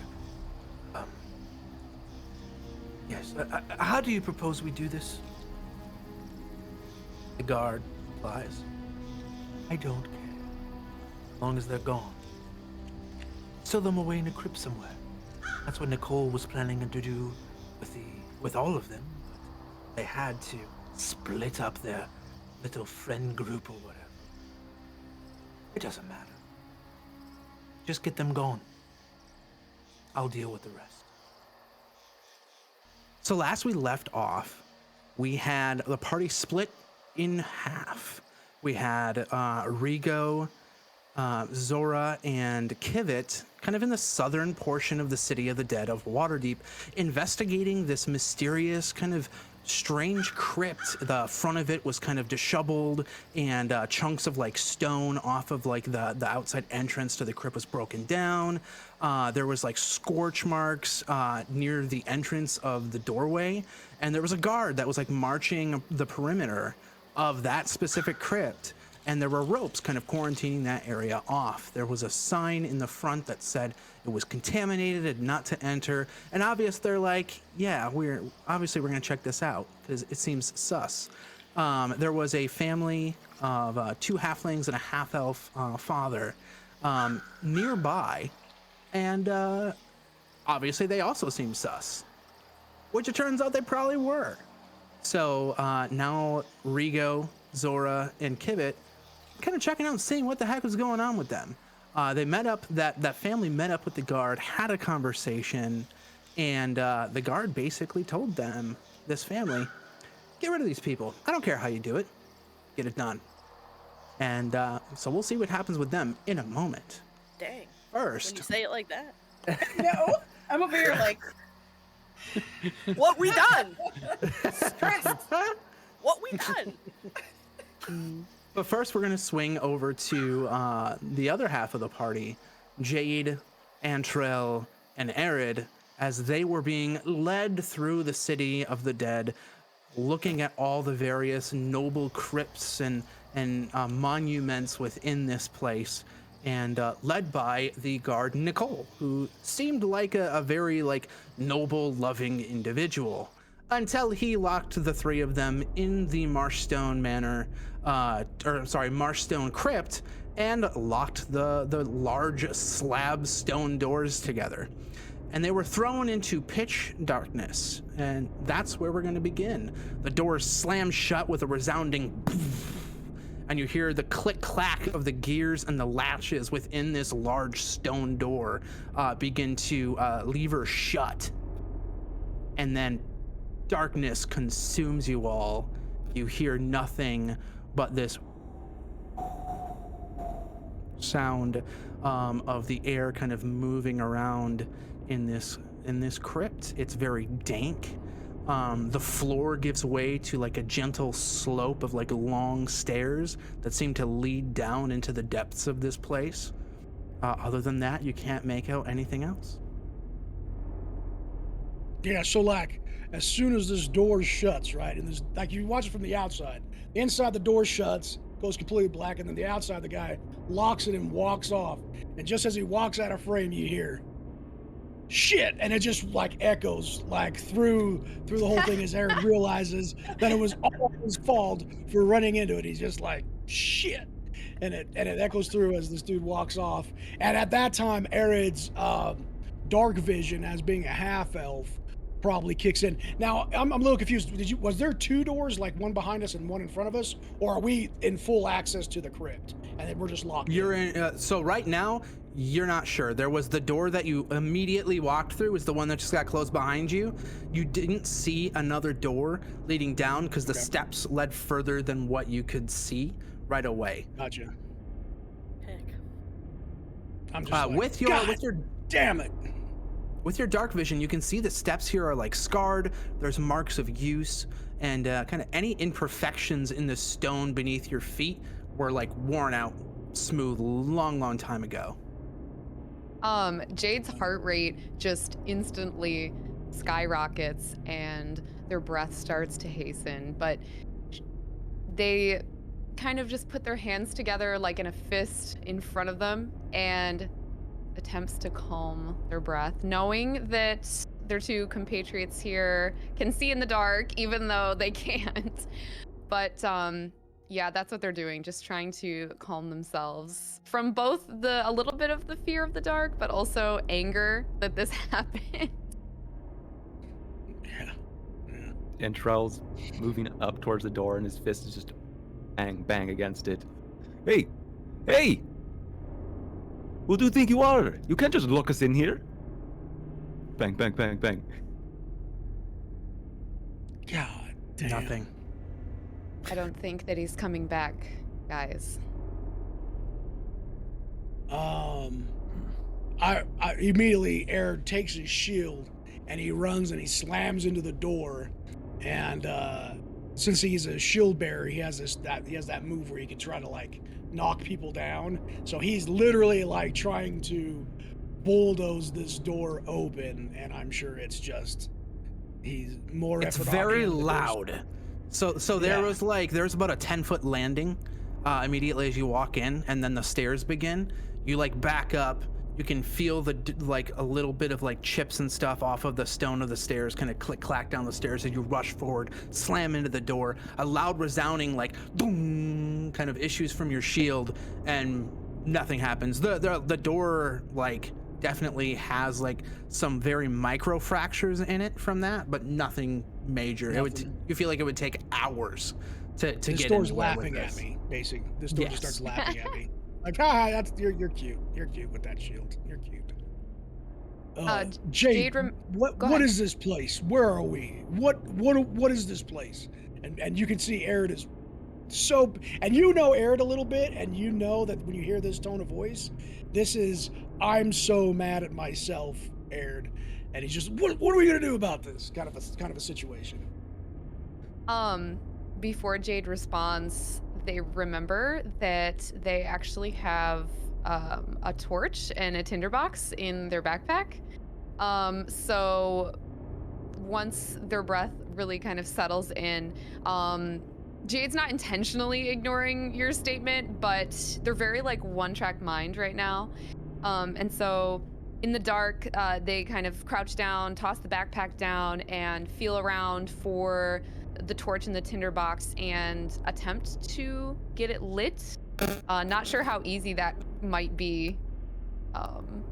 It takes a little bit of time as you kind of rummage through, and you finally find the haft of the torch. You find your tinderbox, and you begin attempting to get this lit. It takes a couple tries, but after like a minute or two, finally the torch lights up, and you're bathed in this warm glow of the flame. And the room here is about 15 feet wide. The ceiling is roughly about 12 to 13 feet high, and it just, after that 10-foot landing, it just dive bombs down a flight of stairs, and the stairs seem to go down. Well, probably Eredh, you can see the bottom, but you can't see like further into the room with your 60 feet of dark vision. Jade, you can notice with the torch, just kind of on the fringes of the light that provides, there is a landing about 60 feet down. Okay. Once the torch is lit, I look over to Eredh and I say, "Apologies for delay in response. I have a thing with my eyesight, and I really needed to get this lit. I've actually never been here. My parents only came down very occasionally, and they never really prioritized things other than making money, and coming and visiting our ancestors' burial grounds is definitely not making money. So we never came down here. I've never been inside here, and I don't know how to navigate it. I apologize." Oh hell! And your voice always disarms Eredh just a little bit. He's like, "I'm sorry for losing my temper, Jake. You're right." And I look over at Ant, and I'm like, Ant, can't you like talk to some door constellation and tell this guy to open this damn door for us, or cast a spell with some damn stars and blow it up or something? I could, but we are not under the stars right now. My powers are a light Shit. mount weak in the day, and especially without them above. All right, man. Shit. Well, I That's- can't do nothing because there's no trees in here, obviously. I have a few that I keep with me. And Ant's going to just put a finger up to his temple and mutter under his breath for a moment. And a trace of stars are going to come out of his eyes and just bounce over towards the two of you, essentially right on top of your forehead. So the two of you are going to acquire his Eyes of the Night, and you guys now have dark vision up to 300 feet with your third eye. Ooh, wow. So do I Yeah. need this anymore? As I hold up the torch. I don't believe so. It's probably Yeah, best Eric's that kinda whatever. Yeah. Take Warm back though. that. It's nice. Let's keep moving. I'm not gonna waste the torch. I'm gonna put it out then. I Yeah. heard, I felt a bit of a wind, so that must mean that there's some other way out than this door. If the wind fell down the stairs, then perhaps we can find another way out, if this is locked. All right. Sounds good to me. Now, would we And, know, James? Would we know, or perhaps would even I know if there was another entrance to my family's crypt, or if this is a common thing anyway? So that definitely not sure on other entrances. This is kind of like the only entrance you've ever seen, and your family's never talked about like side entrances or exits. It's possible that when this was originally constructed hundreds of years ago, that there was something else made, but you're not aware of anything. Okay. Just with surface And knowledge. we haven't taken a short rest or anything all of today, right? Correct. There has been no resting. All right, that's great news for Ered. This is gonna go real. This is gonna go real well. This is gonna go real work, guys. I have no spells. Just throw that out there. Ered looks very. He's not as green. Oh, excuse me. He's not as green as he usually is. Let's put it that way. Well, Ered, if you guys, wouldn't mind, we could just stay put here for a short time and see if somebody ends up coming out here. I mean, our friends are still out there, and perhaps if we stay quiet and close to the entrance, we'll be able to hear them, and we can holler out to them, and you can get some rest in the meantime. All right. How's Ered's constitution there, being around so much death? Their GM. So many dead things around him. Is it It's upsetting you at definitely all? like you can feel the like you know how like if you feel like a cobweb or you feel like a bed sheet kind of pass over your head, it feels like that all around you, almost like you can feel the spirits that have rested here kind of slither around your skin ever so slightly. You can't hear anything, but you can definitely feel the spiritual awkwardness of being in this place. Yeah. He's probably, like if you've ever fainted in a certain situation, you kind of like, you get in that same situation, like it's too hot outside or whatever it is. And like, you just kind of feel that, like what you felt the time you, like whatever bad thing happened. I think Aaron's feeling that, like, he remembers slightly his passing, and he's just kind of like fighting that off. Like, that's not what's happening right now. That's not what's happening right now. Like, and he's like kind of like checking himself, but trying to play it cool. So he's a little off, I would say. So it sounds like the plan is to wait at the door and take a short rest. Is that correct? Short Only rest. if you two are comfortable with it. I Sure. mean, I'm not afraid to go down into the crypt, but you never know who might come looking for us. If we don't have to, I would not want to bother your family. That's very Yeah, respectful. I I'm good. appreciate it. Yeah. I'm gonna sit right here, and he's just kind of like puts his shield down, reaches for his smoke leaf, and it's not there, And he's like, okay. And he just sits, and he's sitting right there, and he's just like, everything is cool. I got my friends. Life is good. Life is good. And he's just sitting there, like, just trying to keep his cool. Okay, short rest it is. So obviously you won't get the benefits of a short rest unless an hour passes.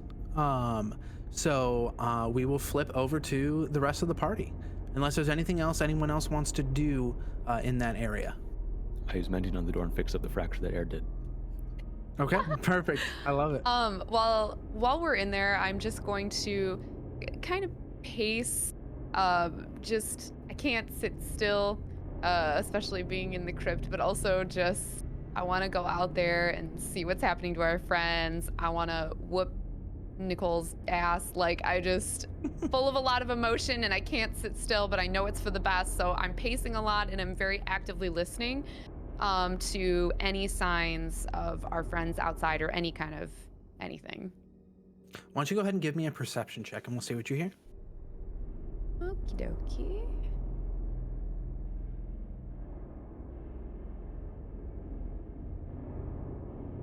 That is a 20. Wow, very nice. Very nice. So from outside, you can hear just barely the whisper of the light wind from outside, kind of rushing along the stone of the crypt door. But other than that, outside is fairly quiet. From down below, however, you can make out this like tap, tap, tap, tap sound. It doesn't sound like a clicking sound so much as like a Maybe pace. like water? Oh. Okay. I just keep listening. Okay. And I from smell a Marshstone is here. You're home, Right. Jade.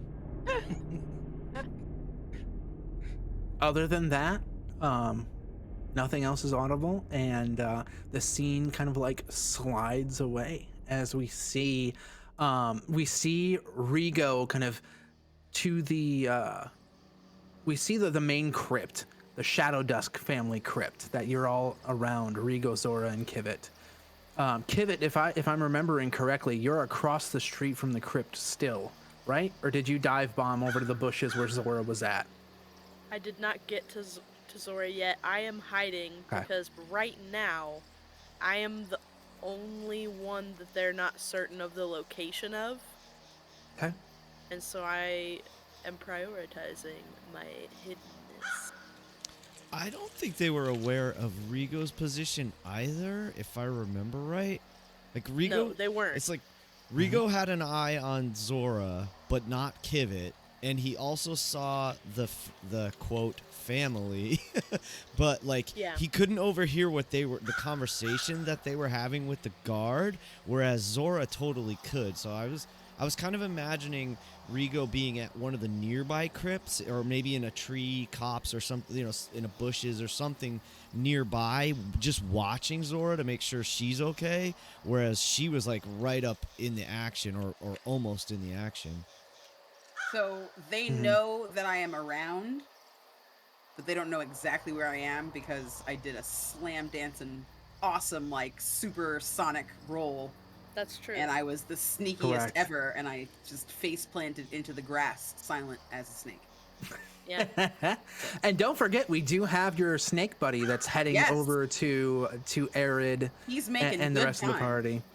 We actually, before we get to the party, the camera kind of like flies through, kind of like low to the ground, heading towards the rest of the party as it focuses on this snake just like slithering its way across the ground as fast as its garden snake body can go, trying to get over to the rest of the party to let them know that some shit's going down above.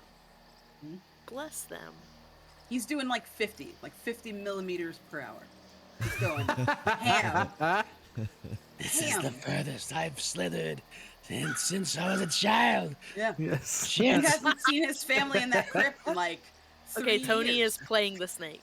This is snake is- horrible. I'm gonna shed another skin trying to get over here. I'm molting over here. Nope, back to down. James. Gonna share it. They're gonna share it. One snake, two minds. Yeah, I love it.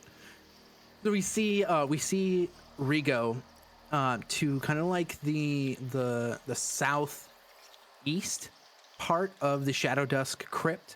The ropes are kind of like about 10 feet away from the kind of like the backside of the crypt where you're at. And you can see the guard starting to like kind of walk in your direction, walking away from the family.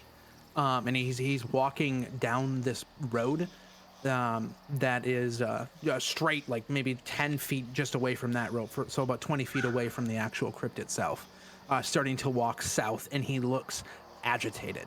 He's walking with purpose. And you actually see him put his left hand into a pocket and pull something out. It's clasped in his hand. And he raises it up to his mouth and starts muttering something. Interesting.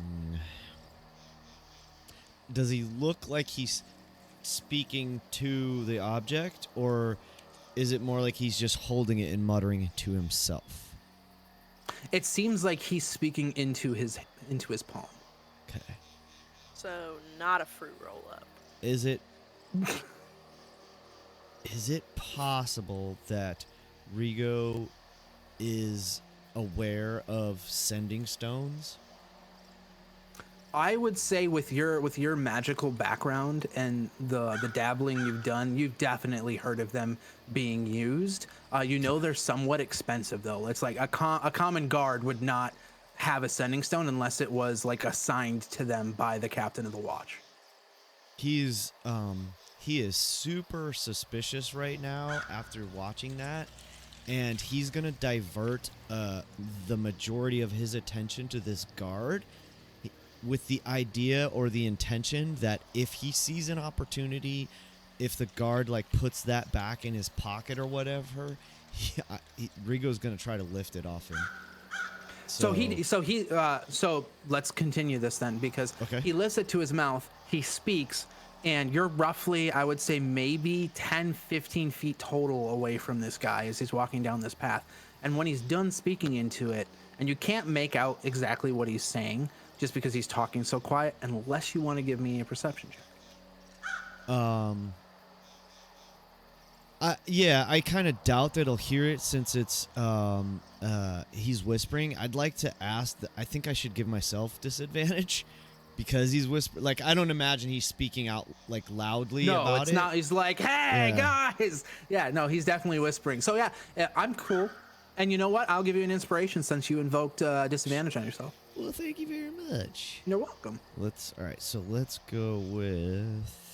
I'm going to Now we hold go that with inspiration in case I get the chance to do some sleight of hand. Here's my perception. Let's see if I did this right. I think if I hold it with control, it does disadvantage. Yeah, that's what it did. So that is So that was a 9. The other roll was so good too. Oh well, 17 or 9, but yeah, so I don't think I hear what he's saying. I'm aware that he's speaking, and I suspect it's a sending stone, but I can't quite gather what he's saying. And then he goes, once he's done speaking, like I said, he's still about 10, 15 feet away from you. He goes to pocket that sending stone. Okay. Or whatever it is, but you're pretty sure it's a Okay. sending stone.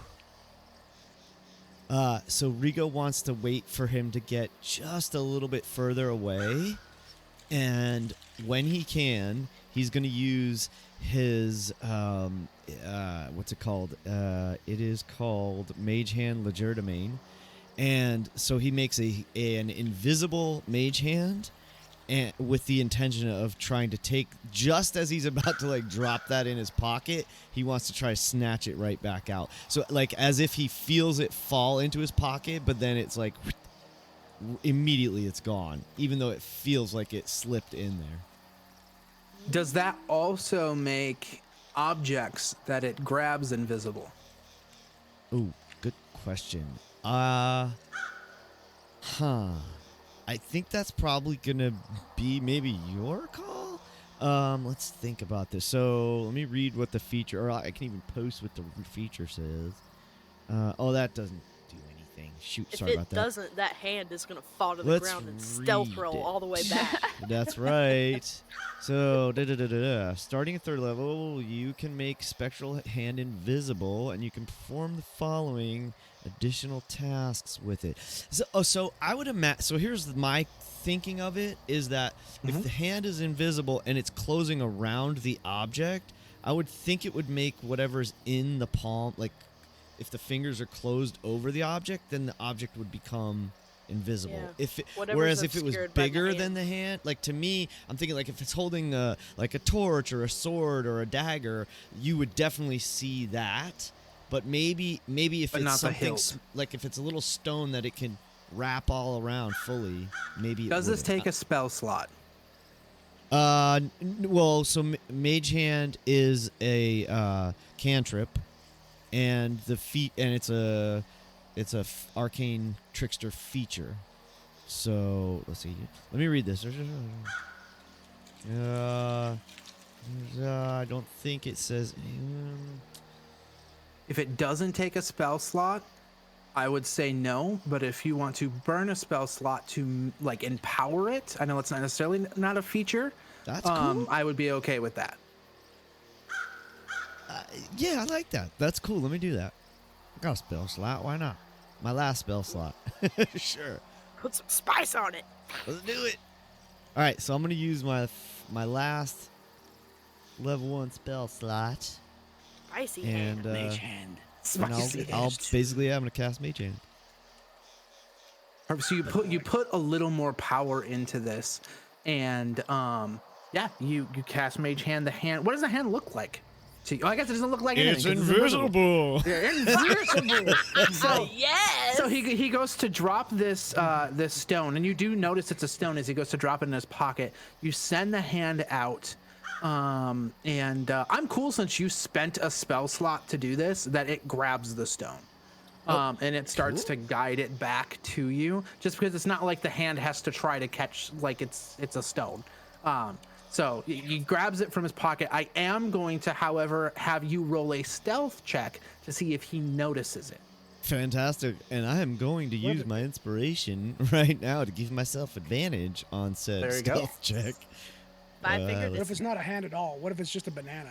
What if, like in reality, you just are casting a banana, and it's just like banana grabbing things? Oh, Or it's a fudge, hand that has a bunch of bananas for fingers. right? Yeah. That Make did Make it a not roll spider. with Make it a advantage. spider. Make it a banana spider. Nobody's gonna Banana grab spider. that. No. Banana, I'm from banana Florida. Don't make it spider, a banana like spider. Lodge Drodgermain or whatever So- this thing's called. Legerdemain. Yeah, it didn't. Sorry about that. It didn't roll with advantage, so I just rolled twice. But I got That's totally 23 on the first one. 17 plus Oh. 6. Press to do I'm not even gonna roll for him. Nation. You super slick. The hand moves out. You can feel the energy kind of move away from you, and you just see the stone ever so slightly plop right on the hand, and then it's almost like he just gave it to the hand without noticing it, and the hand just floats back to you. And yeah, you now have this stone. It looks like banana almost hand like splits. it looks like almost like a marble, I just but a wanna little talk bit about this bigger. Forever. Sweet. And you've got So- this in your hand. Yeah, Rigo is going to look back at Zhora very quickly to see if she observed any of that, or like to try to gather where her focus is, but he still wants to maintain awareness of the guard. Before that happens, while this is going on, so in kind of melding this all into one time stamp, so to speak, as this guy's walking away, as you see him talking to his hand, we flip over to Taylor and Zhora, and the both of you can see this family moving towards where they were at. And you see the father go up to the vase, rip the flowers out, put them on the ground, reach in, and he pulls out a dagger. And like he kind of like tucks the vase like kind of in his side, so he pulls out the dagger. Taylor, you see that, and then he tucks the dagger into like a hidden belt sheath. And you see the halflings are actually going into their pockets and pulling out basically like oh my god, I can't think of the name, but like punch daggers in their halfling Qatar, thank you, in their hands. I was like, what? My brain was desperately like, help James, Yes. marble, How do I do this? spaceship, Yeah. Superman. Superman, Pickup jacks, top, comic book. caltrops, something. Caltrops. Yes, Qatar, thank you. Yeah, and they Candy have bar. these, they're smaller punch daggers. And Kivet, you hear, Zhora, you might hear, I'm cool, you both hear this. The father kind of like says in a hushed tone, like, search the perimeter. We need to find them, and if they cause us any fuss, you know what to do. Try to draw them to me. I'm gonna be heading towards the entrance. And you see the female halfling. She's got like ponytails, blonde hair, but she's got like these guitars in her hands, and she's like, "Oh, so you get to be the safe one and go to the entrance while we try to find these individuals, huh?" And the father, half-elf guy's like, You're to lead them to me. There shouldn't need to be a fight. We just have to get them out of here so they can finish up what she wants them to finish, what they want them to finish." And she says, "Oh, that's number 2." And she points at him, and she's like dead staring at this guy. She shrugs. "All right, shall we, brother?" And she looks at the halfling boy, and they start heading over to try to find the both of you, and they start searching the area. What do you two do? Am I the How only one that close? wants to recruit these people? I want to recruit I this know. people who want to recruit. How close Okay. by are they to us? Do they start like? Yeah, I mean, was they're about to saying be the like, perimeter. we need I a want- map moment. Yeah. So can you make we're sure we're right on the now, map perimeter? actually right now, and so let me, Zoom in Gregory, on that bad if you boy. want to swing onto Tactical. the map, I can actually drag your tokens right do on that. here. Let's Kind of do give it. everyone an idea of where everybody is. Yeah, I'm Blessing. hoping that you're gonna So tell us that we're Rigo, not can by I the shrink perimeter. you? Can I That- make you smaller? Oh God, You can try. I don't think I can. You But can't anyways, see Ant, Jade, or I because we're in a tomb. So Well, great Kivet's work like on that over one. here. Listen, Zora's over we need here. a tactical plan because There's got to be a way to shrink these. Oh, this is embarrassing. Nope. Zora's the size I of a refuse to sarcophagus. get any smaller today. Ooh, I know. Now that's gonna make the map look like shit. Anyways, so we've got Rigo's kind of like behind the crypt, and then Zhora is on the opposite side. Wait a minute. Can we do like when you're playing football and then you're like X 0? It's gonna go over here. Banana. Like we Drop can do it. that. Play? Don't Yeah. we have that tool? We I'm actually not playing do. around. I'm Yeah, not playing we do. around. All right, Zora, 5 So- Mississippis, and you're gonna head to this gravestone right I here. can actually make that happen. Please, let's- that would. You know what? Everyone at home, it's tactical time. Zoom on in with us now. This So is a battle Kivet- map. For it. You're here. It's like word of the day. This is Madden right now. 64. All right, so like we're gonna put the linebacker, and they're behind the crypt right now. Things are looking grim. We're like 3 and out, 5 down, 2 outs, and Rigo's here. And the obviously like It's Taylor, you're We're about to hit a home run. Oh my God. And kick a field, there's kick about a to goal be while shooting a magic. three-pointer. Somebody did a magic hat. It was phenomenal. There is a penalty. 4 red flags, 1 pink. You can see over there on the left we've got 2 halflings and a guy- partridge in a pear tree. and Statue of Liberty, Wait. Statue of Liberty. All right, so Nematode. we, for some reason I thought you said Geodude, and I was like, what? Where did that come from? That's Oh, man. everybody. Remember, we're gonna do a tactical Geodude. Like Yeah, you got you. 10-4. Zora's So- in the grass cracking her knuckles. over and out, beanbag. So we see Zhora. You're kind of hunched down in the bushes on the opposite end of the crypt, to the northern end of the crypt. And yeah, we just see you like cracking your knuckles as you're watching these two halfling kids kind of like scour the area looking for both of you. And I'm gonna have them make a perception check and see if they find you. Oh my god. How much bigger than me are they? Barely, probably, if they're halflings. Okay. Oh, well, that's enough. That's enough. So let me scroll up here and see if I can find. So Kivet ended up with a 16 on her stealth. I'm gonna have to And fight another Zhora kid today. ended up with a. What did Zhora get? And I I'm in a think bush. that beat yours, Zhora, if I remember correctly. Oh, you had a 21. Oh, Yeah. never mind. So you did real good.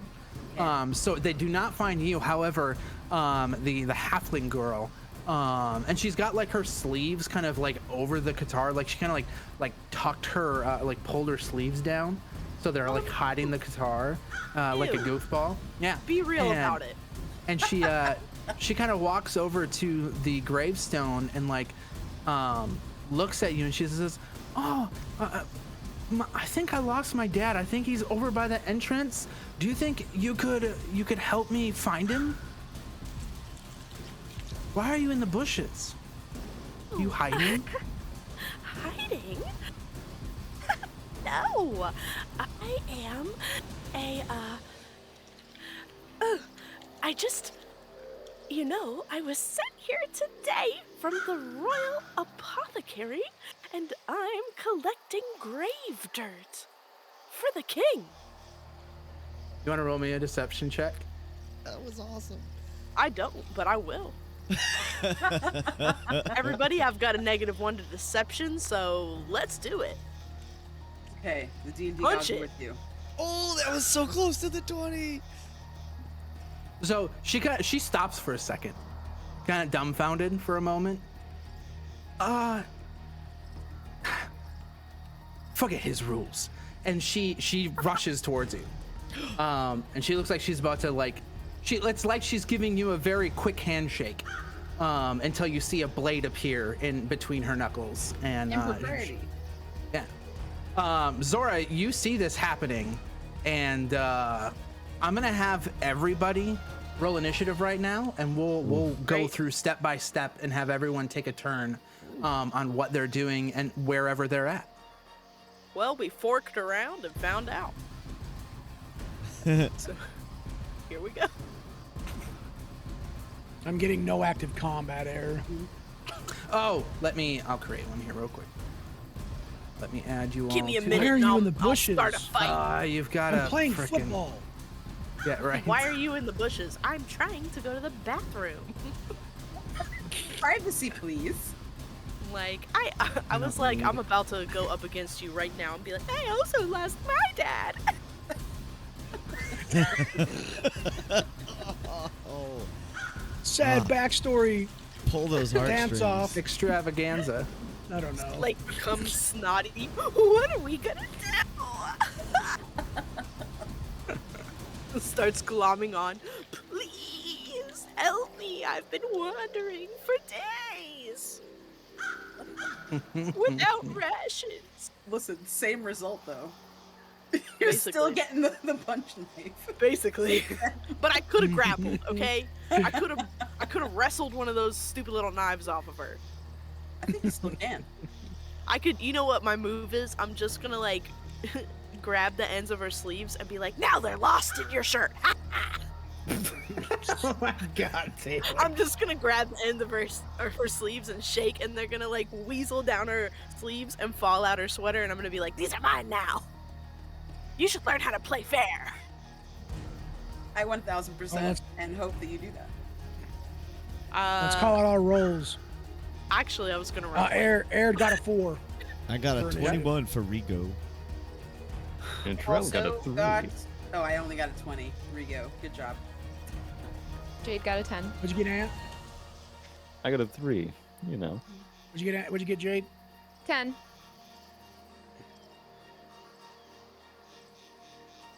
I am quick grabbing their stuff here. 1 second. What? And Kivet got 2 rolls. Yeah. Got 2 rolls. Who knows? Yeah. Every time I roll, I get 2. I don't know what that's about. Yeah, 11 was the first one. What's that? Oh, forget it. I'll just Do you look have at the DM. advantage on I do. initiative? I have. Yes. Oh, that's pretty sweet. I have a plus Damn. 1 to initiative. So for me, it's 12 Nice. all day. And I don't even know that I want that higher initiative. So, Because I would We like to be see- removed from this situation. we see her rush forward. And Kivet, you got a 10. Very nice. We got Ant with a 3, Eredh with a 4, Kivet with a 10, Jade with a 15, Zhora with a 20, and Rigo with a 21. And I need to roll for these 2 wonderful folks. Don't worry, they're not too good at this. We got Great. this. Well, I Gotta use fight bad those luck. 4. Oh my god, are you Oh. kidding me? Wow. They got There a you 20. I don't know why I said That's a Rigo. 20 but there. yeah, okay. Yeah. Rigo. Sorry. So Our GM had So my she- token selected. she rushes forward and she goes to take a so in initiative, and this is my lack of DMing for the last forever. If you get a nat 20 on initiative, it doesn't matter, or it like that doesn't count if someone got like a 22 on initiative, right? Or do they Yeah, automatically it's like go getting for a it? skill. It's like Doesn't a change skills anything. check. It doesn't. There's no crit success. Right. Okay, that's what I was thinking. Yeah. So then, Rigo, you actually act before they do. So Rigo, you don't see this going down. You don't see the 2 kids. You do see as this is happening. You know, you take the stone. You turn. You go to talk to Zhora though. That's what you were about to do, right? and you tell. I wasn't so much gonna talk with Zhora in as much as I was. I once I had the stone in my hand and I was able to like set it into one of my pouches. I was looking back to Zhora to see if she clocked what I just did, like if she had been paying attention at all. But I don't remember if Zhora had even known I was there. I don't remember. I don't think Zhora. No, Zhora, you knew. Yeah, Zhora did know We that did. you were. We over saw there. did him make come some over. kind of like Yeah. gesture. I think Okay. So then yeah, I would yeah. just look. You guys I saw was each other. looking back to see. Unfortunately, my attention is sort of split between the guard that was walking away and then looking back to Zhora to see if she recognized what I just did or has any, has an eye on me. That's all I'm doing. That is up to you. Zhora, were you paying attention to the kids and the father, or were you paying attention to the guard as he walked away? That's up to you. I mean, I feel like I was paying attention to their conversation, so it would probably come down to like what I found more intriguing, and I feel like I probably would have stayed with the dad because I went over there to eavesdrop specifically on them. You know what I mean? Okay. Like when the guard walks away, I'm kind of like, nah. But when, I mean, like I want to go help Rigo, but I that Yeah, no. And That's Rigo totally they were cool. having that conversation about the perimeter and all that stuff because like I feel like my my senses would already go a mile. There's people like looking for me now. Okay. makes sense to me. Cool. So Rigo, you do not track Zora's attention towards what just happened and this guy that's walking away. He's roughly now, I would say, as he was walking away, probably about like 20 feet away from you. Yeah, What do you do? I mean, I'm going to just, for the moment, keep an eye on him, and yeah. So I'm just, I don't know that anything is about to go down. So Rigo is just in the moment of like, okay, he just got this. Now what do I do with this? And wait, Zora's paying attention to something else. So he's just in observer mode for the moment, and that's it for Okay. me. Do you want to hold an action? I don't think so because I don't even know that anything is happening. Okay. So I'm done. All right. Zhora, I'm gonna let you go before the two halfling kids. Okay. So you're tracking the dad. You see, the dad starting to move towards the entrance where all of you came in from. Which is, I mean, that's like probably a little over 100 feet away. Like it's, or more, honestly. Mhm. So it's gonna take him a little bit to get over there. What do you want to do? So I probably would have been at least listening. And Kivet's not so far away that I can't hear that this person like found her, right? Like when she gets found out, like, I you can definitely hear that. heard that. If you would look over there, you definitely see like this kid this halfling is attacking, or trying to give like a really big hug. One of the two. Do I know where the boy is? And if so, how close am I to him? The boy's only like 10 feet from you, and he's like looking around and scanning the bushes. But you rolled so good on your stealth, like the green of your skin kind of matches the color of the leaves of the bush, and he just completely like looks right over you. So can I grab him? Yeah. If you want to rush forward and make a grapple, I'm totally cool with that. Yeah, I want to grab his little shitty ass. Do we have an icon? Do we have an icon for the bad guys for the audience? Do we have any Let me grab icons for him. them? Let me grab We one. don't even need one because that's how fast they're gonna get smoked. What do I have to roll for that? Athletics? Don't even waste your time. So grappling is going to be athletics versus their acrobatics. Okay. And you can use acrobatics too if you choose, I believe. No, it's your athletics versus the target's strength or dexterity. Acrobatics or athletics. Do I have advantage since he overlooked me in the bush and does not expect me to be there? Yes, I would consider this a sneak attack. This is a gator grab. I got a 19. Let me grab that token here quick. Gator grab. You walking past the lake? Gator pops out, gets your Snatch ankle, it right up. Yep. goes right back in. Yep. Done. Nobody sees anything. No ripples. No. We also that No in ripples. high school zoology class. Yeah, man. Those People go water messing around buffalo here just all the hanging out. time. No ripples. I hate how big these are. I mean, I could set a That- grid up on the map. That but token that's not looks like really there's a necessary. face on the front and the back. It does. Sorry for making that into a nightmare for free.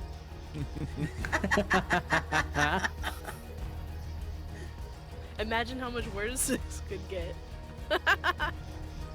Our friends are in a grave. Woo! All right, so Zhora, Party split. you start to rush over to grapple this halfling. Go ahead, give me your athletics check. You'll get advantage. Oh, you already did that. I got a 19. 19. Oh, nice. Let's see if they can challenge a 19. I don't think that's doubtful. going to be what's going to happen here. She's not Gator even grab, really no trying. ripples. Oh, weird. Time out. Sorry. Is this messing with you guys? I just noticed my thing just like did me letterbox for some reason. No. Oh, yeah. I mean, I can see it, but I didn't notice it. It's okay. I don't know what it's doing. That's fine. Okay. So they get a crit fail. So like out of nowhere, you dive bomb them out of this bush, and yeah, you. What does this look like as Zhora gets the grapple on this halfling? The second that I hear the little girl talking to Kivet, I'm just like, she's gonna fuck it up. And I just know that it's just gonna go south. And like I kind of like look to my left and like don't really see like Rigo paying attention, like he's in his zone, and I'm just like, here we go, man. So the second I hear her talk to Kivet, I'm positive something's gonna happen, so I kind of prime. And I like get in like kind of like a cat-like pose, but super close to the ground, like maybe like not even a foot off the ground, and I'm on like my fingertips and like my toes, and I'm like ready to go. And then like the girl's like, ugh, and I just grab him, like I just go snatch, and I just like come out of the tree like, and I get him, and I'm holding him by like the back of his neck like really hard, like, and my hand is huge, like I'm 6 feet tall. Oh, yeah. So I've got a really the tips big of your basketball fingers player go hand. around the entire neck of this halfling for sure. Yeah. So I shake him like he's a doll, and I say, "Oi! Leave my fucking friend alone!" And I shake him again, Roll me an at his intimidation check sister. with advantage. Oh my god, I'm into it. I'm into it. You start shaking the halfling, and he's like, "Hey, what are you doing?" Oh, 14. We are. definitely. find out this way. So the one that was lunging towards you, skids to a halt, and with that, we are going to swing to Jade. Oh, Zhora, you're so badass. So much. So that's scary. much. That'd be so terrifying. No ripples.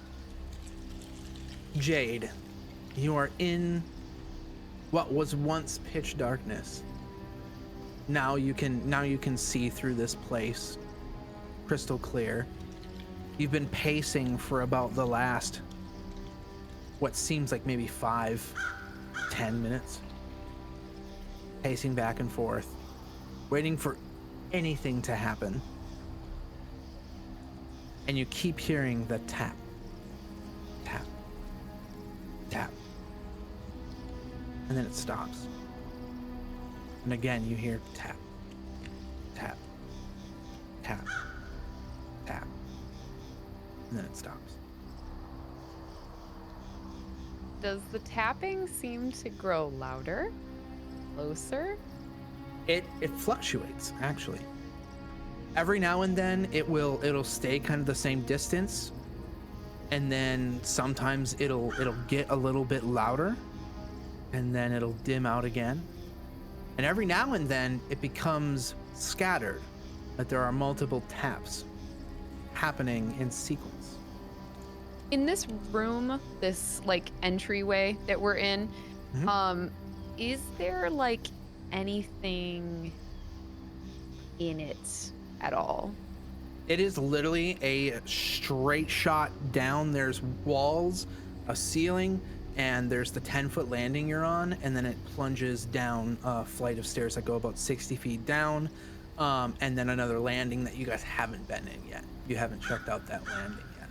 On the other side of the stairs, or on either side, is there any way to basically kind of be around the corner of the stairs, or does the wall go directly parallel The wall with the staircase? is directly parallel with the staircase. Yep. Okay. I am going to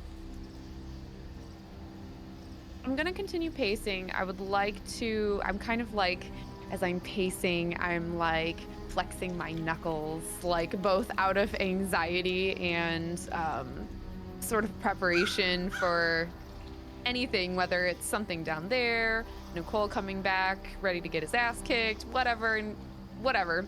And so I'm going to continue pacing while being prepared. Okay.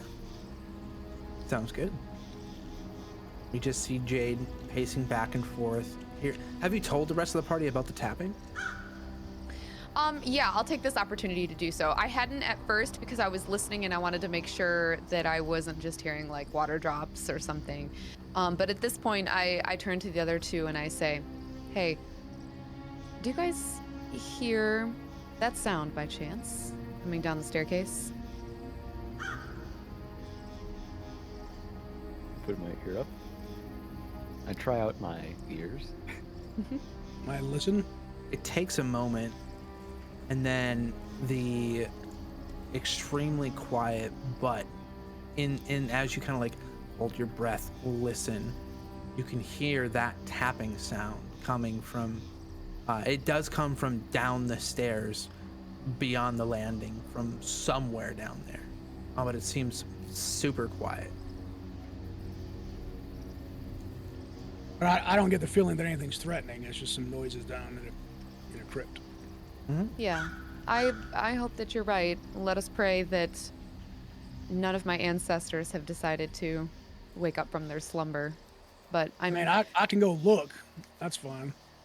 well, Oh wait, it's your turn. We're in initiative. Never mind. well, I can just leave it at that too. So if you, I'll say, do as you please, but please be careful. I cannot guarantee safety down there. So, and how I'm going to do this is cycle. I guess I probably should have had Kivet go, because what I was thinking about doing is just doing Rigo, Zhora, Kivet, and then Jade, Eredh, Ant. So we'll swing over to you, Kivet, and then we'll do Eredh and Ant, and then we'll do everyone in like groups of 3. I think that would be the best way to handle this, actually. So we pan away from that. We are back to Kivet. This halfling with the guitar in her right hand, like, went to plunge it towards you, and then all of a sudden you heard Zhora like grip this halfling and just start shaking him with her hand, and the female halfling that was plunging this guitar towards you like slides her feet to a stop and is like right by you, like right in front of you, maybe like a foot away. And you can feel the pinpoint of the guitar, like almost against your, like the abdomen of your armor. If you have any armor on, I actually don't know if you do. I freaking do. Scale mail. Thank you. Very nice. Gift of the dwarves. I'm a 15, and I have been this whole time, and I didn't have it turned on till right now because I was making sure. No problem. So here we go. I am going to choose the action of dodge because Okay. I am avoiding freaking attacks. And while I do that, if you will allow it, when I was collecting grave dirt, I picked up another pebble. Mm-hmm. And I'm using magic tinkering to imbue a tiny non-magical object with a magical property of my choice, which in this moment happens to be massive 5-foot radius of light, and I'm just gonna ping right in front of her so that she cannot see. Zing. And I'm gonna go over to Zhora. Does it say using that as a free action, or It even like actually- or a reaction? It doesn't. So I don't know if I'm totally allowed to do that. I'm cool with it. My I'm not actual sure. only reaction is opportunity attack or absorb elements. Okay. I'm cool with that. But Does not bother me whatsoever. I'm able to do 3 of these at a time Okay. within a rest. So you create this like 5-foot beacon of light from this rock, and you're just like shoving it towards her face. I'm just gonna like drop it right in front of her. So she slides to a stop, getting ready to stab you. She stops. You just grab this pebble, light it up, and just go, and Yeah. just like And drop then it I on the jet. ground. I'm gonna jet. I'm not a hero. Oh, and then you peace out. Okay. Okay. I'm cool. a scientist. But I dodged, so I'm avoiding attacks. Don't cut me. So your dodge, I believe, is Main action. your main action, and then you can move as well. So yeah, if you want to go ahead take that move, she is not going to opportunity attack you. So you get out of there, you move your movement speed away, and there's like a crypt that you can like skirt behind, that's close enough to get over there. Honestly, I'm not gonna be fancy about it. The gig's up. You're just peacing out. Okay. I'm Sounds peacing good. out. I'm going to Zhora though, because we can't be split. That's when problems happen for us. Okay. As you can Perfect. see, Dig it. we are a Voltron, and we must be in the same area at all times. This is just like in the Iron Giant, when he explodes, and he's got to call back all his little pieces. It's true. It's true. There's the beacon. The beacon has been lit, and Kivet answers. So you head towards Zhora across Yeah. the road, and the halfling child does not attack. She looks up at Zhora and She'll try, but she's gonna be hurting for a while. looks up at you, Zhora, with apparently her brother in your hands. She just says, "Okay, let's not get too hasty now.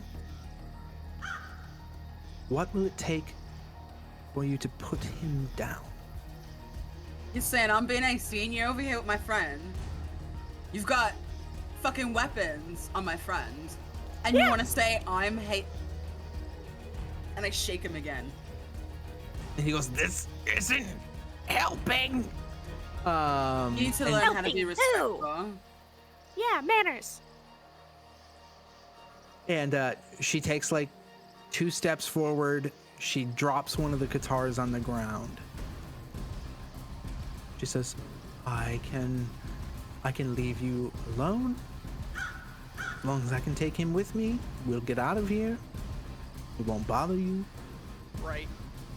Just Alright, so, you know, you're kind of already bothering me, is the problem. And in addition to that, I know your man's over there. Your fucking dad or whatever. He's over there and I can fucking see him where I'm standing. I can see him right now. You're just gonna, like, what? Go fuck off with him? He's gonna be fine? You don't come after me and my friend? We heard everything. when you say that, Kivet, I recorded it. her eyes go wide. We have to kill him now. We have to kill both of them right now. And she's like, oh shit. And all you hear her say is, sorry, brother. And she lunges towards you. And that's her turn. Okay. As she does that, we pan over to Jade, Eredh, and Ant. We take their turns here. Eredh, you are next. What would you like to do as you're in this spoopy crypt? Yeah. So, I'll just say I'll go check it out. And I'm all wily, anyways. So I get up. I'll say, Sylvanas, I know it's dark right now, and there's not enough green, but I need your guidance. Please be with me. And I just start walking down, knowing that I'm walking into where the dead should be laying, and remembering that this is the place that I should have been if I did not have a dryad find me and, you know, through Sylvanas' greatness, bring me back to a different existence. Bring me to a different existence. So that's going through my mind as I step down these stairs, because I have not been in a graveyard. I will say this now, it is canon. I have not been in a graveyard, damn sure not a tomb, in the last at least 5 years, as I start walking down this. And I got my eyes going 300 feet now because of my kick-ass buddy, Ant, and I am gonna kind of, I'll say I'll sneak, even though I'm wearing mail, so I guess I'm trying to be sneaky, not sneaky, cautious.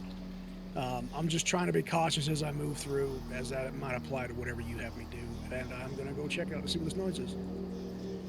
Yeah, you have 2 options about being cautious. You can either roll me a perception, or you can roll a stealth check, whatever you prefer.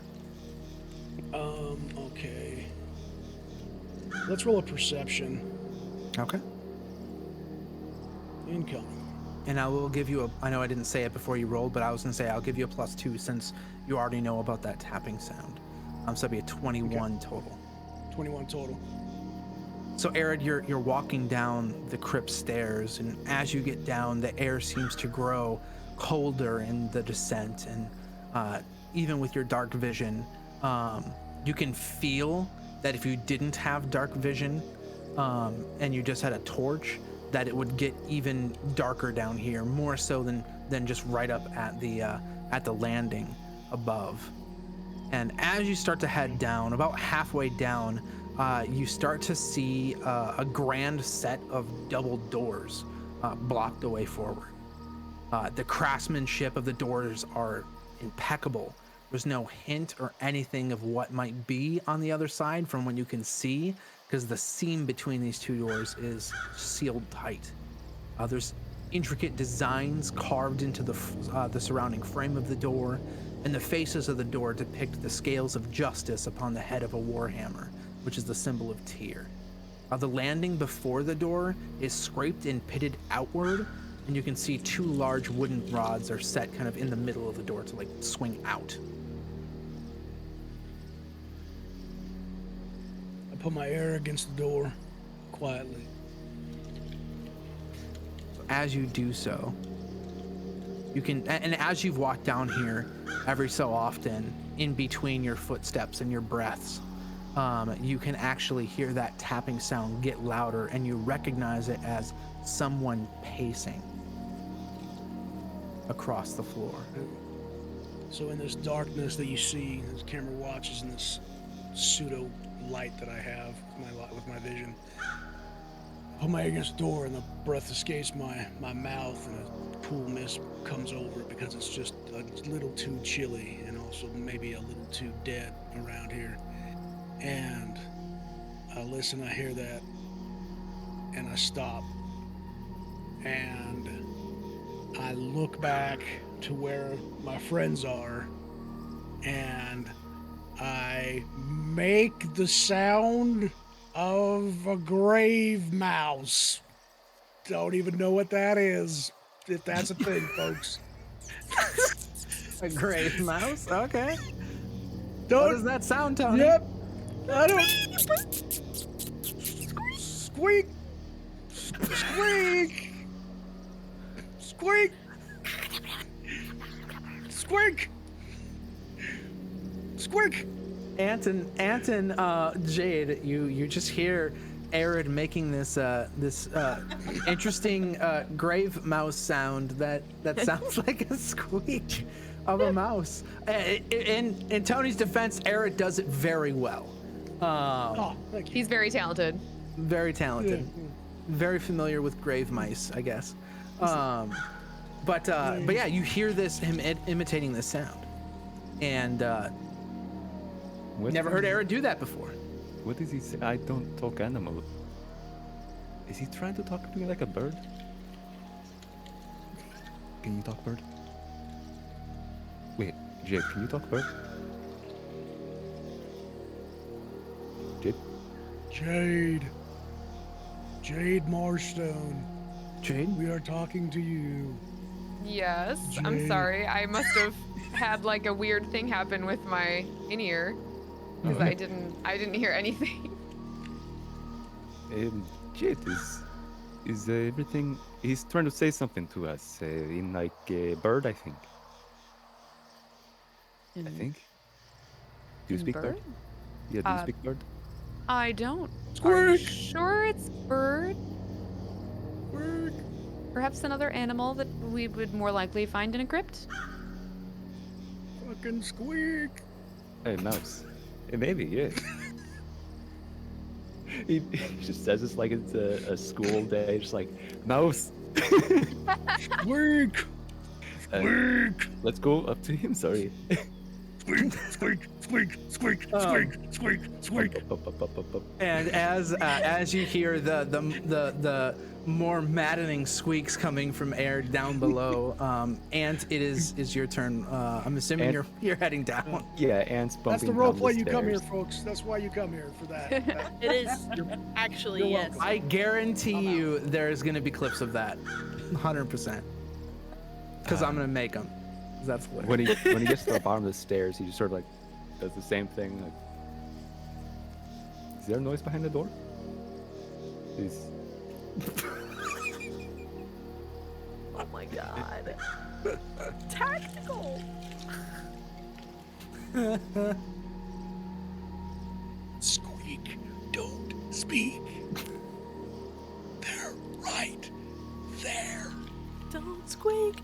I know just what you're saying. he's like gonna lower his voice, but I'm not gonna like whisper. Should we help them? They might be locked down here with us. I'm just like shaking. I don't know what to do. I don't talk. Shit. Me. Damn it. Eredh, you start to hear, both of you start to hear footsteps that get louder towards the door. And then Squeak! as, Squeak! as that starts happening, we fade up from the crypt, and we start to see a little snake guy slither across the floor, and we actually see a small hole in the ground that he slithers into and disappears. And we watch the camera as the snake goes through this hole. Tunnel vision. Tunnel vision. And Jade, you see from like one of the steps, this small, tiny hole that was missed, and you see a little snake just like almost appear slithering out of the wall. And as that happens, camera cuts, and we swing back up to Rigo, Zhora, and Kivet. Rigo, you are up first. So you can see this man is, like I said before, about 20 feet away. He's still walking to the south. As you were watching him, because his turn did have, like, he wasn't doing anything other than walking, you saw him start to head towards the southern exit of the City of the Dead. okay, perfect. So Rigo had looked over his shoulder, checked on Zhora, saw that she wasn't really paying attention to him and was focused on the other conversation. So he turned back to watch the guard again, to see where he was going to go.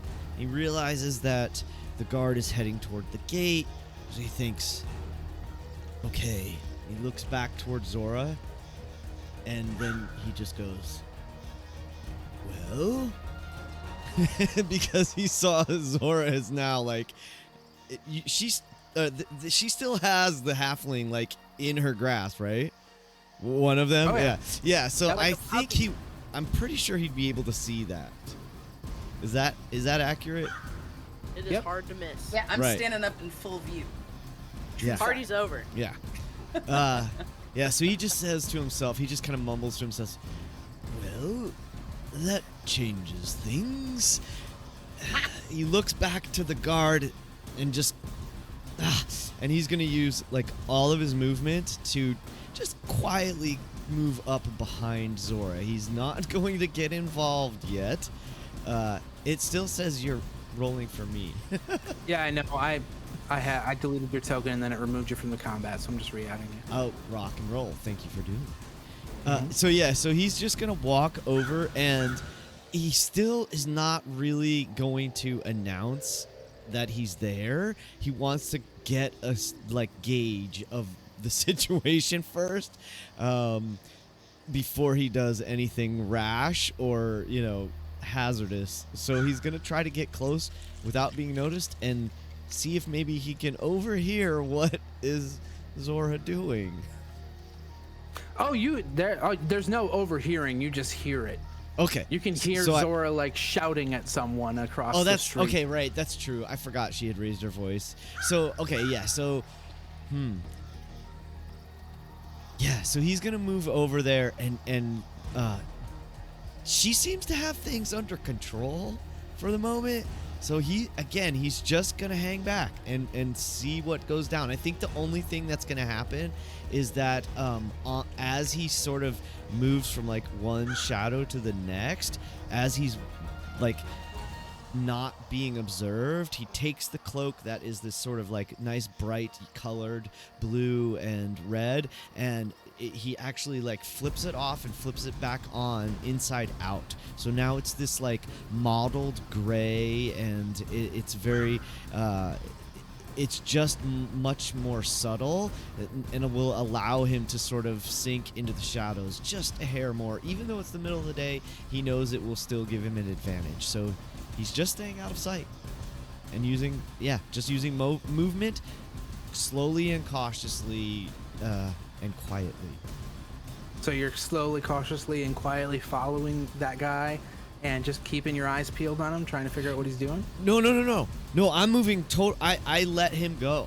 Like, you let once him go. I realize he's going to the front gate, then I'm like, well, I'll have to get back to him later, and I'm more concerned that I see Zhora is engaged with another individual. So I'm getting as close. I'm quietly and carefully getting as close to her and wherever Kivet is too. Like he still doesn't know where Kivet is, so he's gonna You just see try to get Kivet up close. actually. So as you start to head towards them, you see Kivet booking it. Okay, booking perfect. it away from the whole situation. She turns and she starts like talking some shit, and that is where it is at as you turn the corner. Okay, so if that's the case, then once he's tracking both of them, now he's actually even a little more concerned because it looked like Zhora had the situation literally in hand, and then he sees that Kivet is like maybe having a little freak out. So now he's even more just like, wait, what is going on? So he's fully spending his action just trying to figure out the situation. So I'm just hanging. We need in the Rigo shadows. in the tomb with us because he's being sneaky and quiet. Like we got this whole thing mixed up. Rigo should have been with us. I should have been with Zhora. Like we gotta figure this out next time. No I'm doubt. sorry, my friend. I do not speak mouse. Okay, there. These tokens are much better now. Nice. And I'll get you back on the combat board here for you. All right, after Rigo, like you're checking things out, seeing how things are going. You know where your friends are at now. And yeah, you see that Zora's got that guy, that halfling in her hands, holding tight. He's not going nowhere. Rigo will hold an action, and it's going to be the assist action, like the help action. So he's going to try to get as close as he can to Zhora without letting anyone know that he's there. And if he needs to, sort of like jump out to maybe make a distraction or like anything he might need to do to try to help her. Okay. Okay, so that's it for me, but it wasn't on my action, so I can't end my turn. I got it for you. Thank you, sir. I guess. So I'm just holding my action. So Zhora, you've got this guy in your iron grip. What do you do? You can hear him like, "Ah, don't do anything. What are you doing?" As the female halfling starts rushing towards you. His eyes are wide and he's frantic and he's like trying to he's clawing at your hands to no success at all. So this girl is like running up on me. Oh yeah, yep. Can I kick her? Yeah. Like just try to punt her, like eat her away from me. Unarmed strike. Kick the baby. Yeah, you can definitely do that. Get Yeah, some air on that. So you will, I would probably say at disadvantage just because you're also grappling someone. But yeah, You if have you a want to make mace an in your attack roll. hand. Yeah, you do have a mace in Just your a hand. different kind. Terrible, do. Tony. Should I You just, have a Improvised weapon. just saying. No. Improvised weapon. You know what I mean? He's her brother. They just need a Well, little bit so of I family thought about reunion. that. That's all I'm saying. I just wasn't sure what kind of negatives I'd be at if I. It's used like in them Alice in as, Wonderland like, a when they play baseball bat. croquet with the flamingos. We are mean, in the same world. You just right wouldn't now. add your proficiency score is the only difference. You wouldn't add your proficiency modifier because you're not proficient with halfling. But Alright, add fine. cool. So I don't want to You like get to add murder cool. this child because I might be murdering the little boy. I'm He is a close. halfling man. We do not. There's Oh, no he's a man. children involved. He is a halfling Yeah, man. yeah. These are all half. He's Yeah, these are half impersonating. He's impersonating a child. It'll make me Hey. feel better if he like smokes cigarettes like the bad boys in Pinocchio. All bets are off now. That stuff. Good. He's got a All right. stogie. Then instead can I just do like a sweep and just try to like bonk her with the ball side of my glaive, not the sword. I don't want to like bleed this. Oh yeah, woman you see, dry you or basically just anything. like, tap her on the head with the butt end of the Yeah. glaive. I'm totally cool with that. So that would be considered it's a D4 damage, Okay. and then I would just do your it'd be off your athletics, so it's a D20 plus your athletics modifier. So you can actually roll that by just doing /R space 1D20 plus, and then whatever your athletics modifier is, just in the chat box. And by Okay. athletics, you mean strength modifier? Or strength modifier. Sorry, strength modifier is what I meant. Ho ho. Not athletics. My bad. Thanks, Rico. Of course. There's got to be a space between the R and the 1D. Embarrassing. Sorry. It's all good. I was gonna write this down on a post-it, but then I was like, nah, It's not worth it. it's not. I like when James narrates to me. I rolled a 6. That's a 1D That's not 0. You're it. forgetting the 2. You're forgetting the 2. I'm the worst, guys. I'm the You're worst, fine. sorry. Don't worry With about the it. bit of the word. That's our team right now. The B team.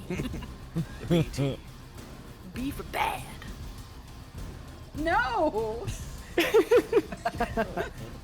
Please don't laugh at my struggle bus tonight. No worries. I imagine that this is going to be in YouTube, like on the screen, superimposed would be exactly what she's typing. Oh, and then, like, just and then do across.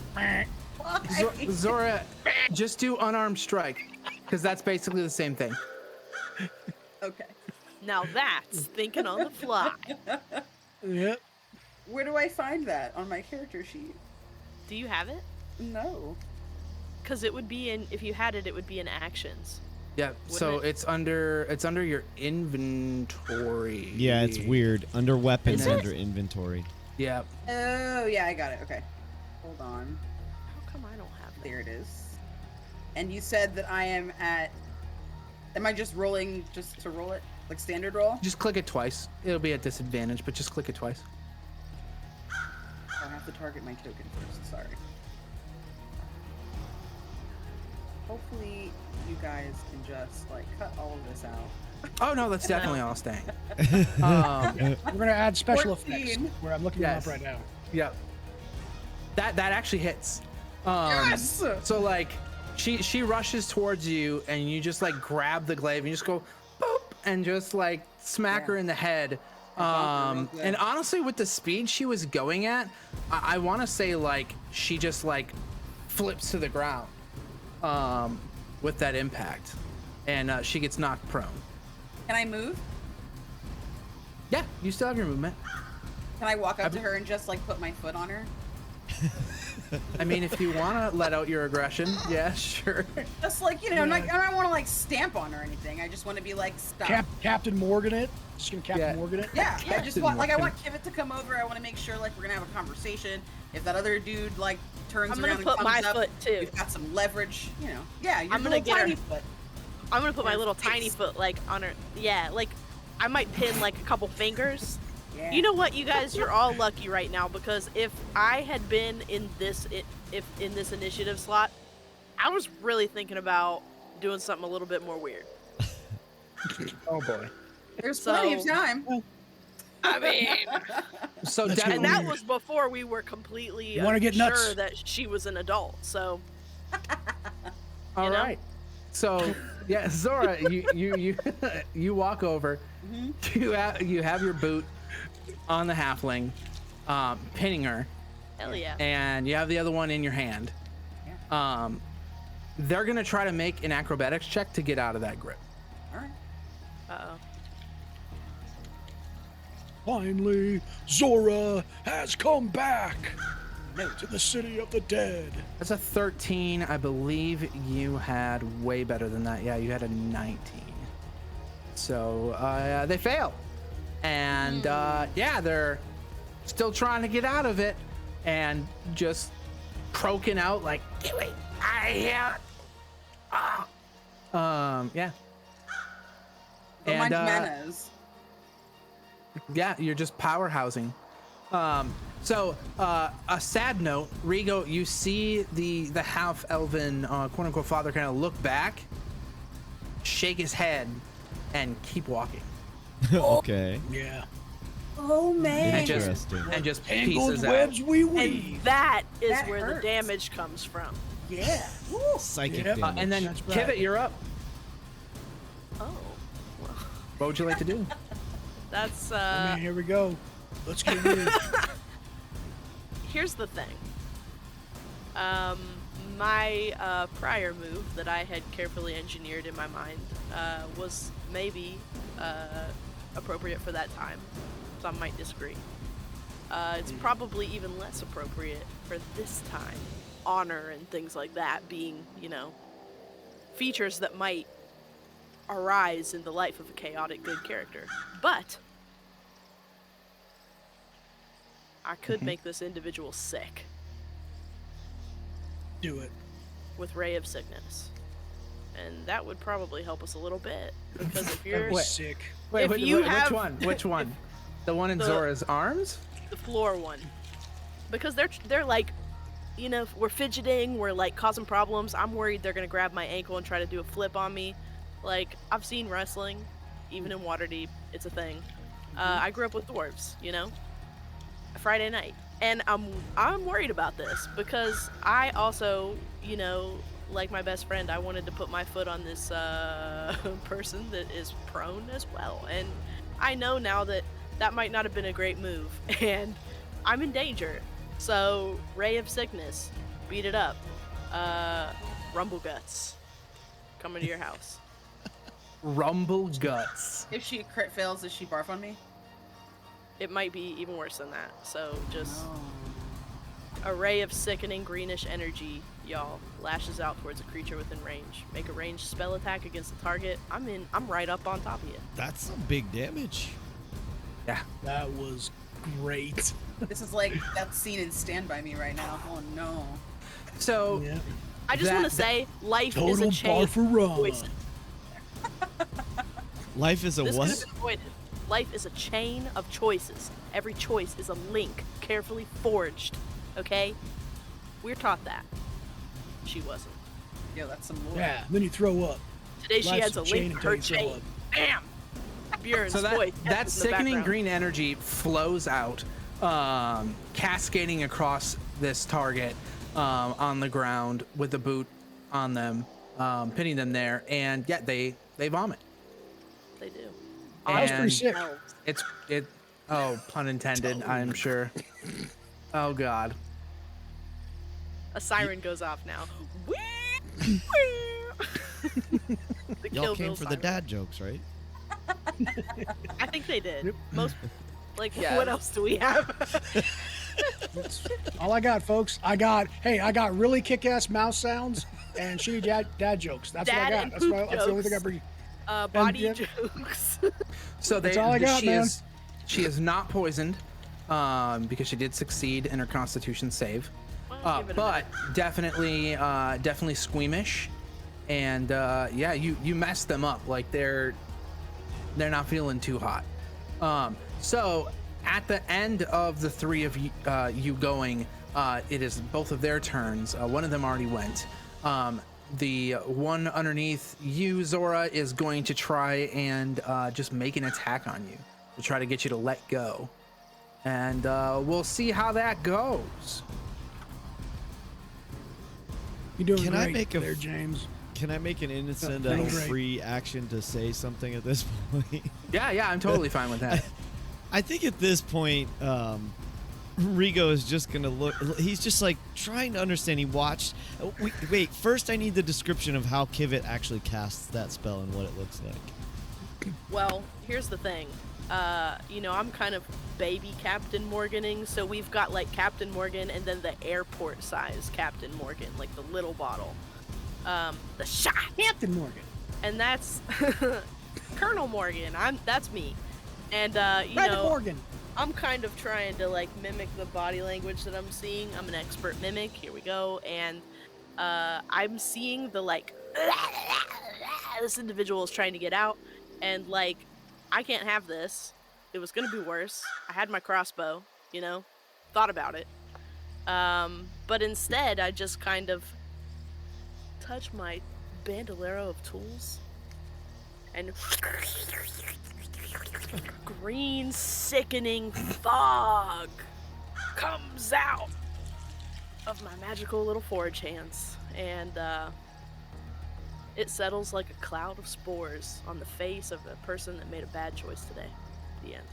And then there's like this horrible retching sound as the halfling is There is. affected and damaged by it. So then I think at that point Rigo was like, is there a problem here? I mean, it don't look like a problem. Well, certainly you've got it under control, but What happened? And that's it. It's And disrespect. as you say that, Rez is like, what happened? Zhora, you feel a pain in your leg, kind of like at your ankle, as one of these guitars just get plunged into your ankle, dealing. Yo, I thought she straight up. What a or he guitar straight solo. up bit you. Dealing thought the snake was 4 back. points of piercing damage as it just like plunges into your ankle, and she I just thought says, we were sick. "Let me go." And yeah, that happens. Was she at disadvantage because she was puking her face off? Yes, face puking off would invoke disadvantage. How good do you I'm good with that. spellcast when you're not sure if you're gonna lose it to up top or down bottom? Mm, You don't know.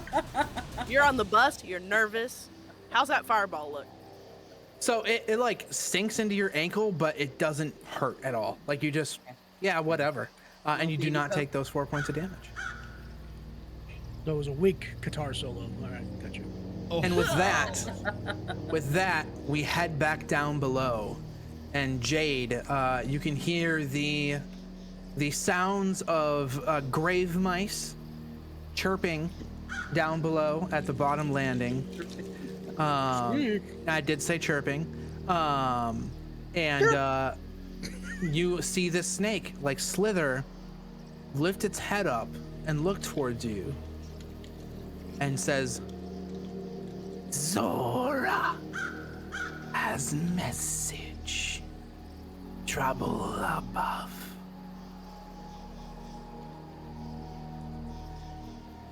Did you just speak to me? Yes. Is this real life? No. Or is this just But fantasy? yes. Caught it on Lance. Does are Eredh and Ants like there, or is it just me? It's just you that's experiencing this trip right now.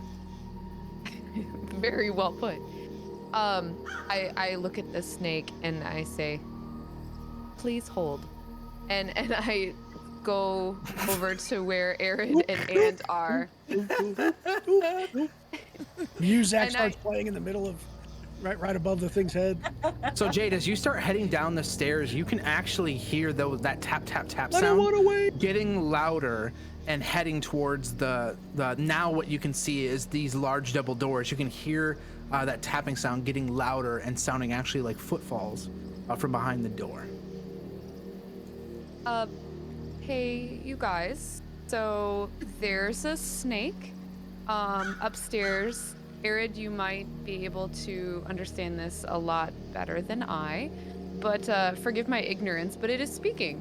And I am confused, but it says that it has a message from Zhora and that there's trouble above ground.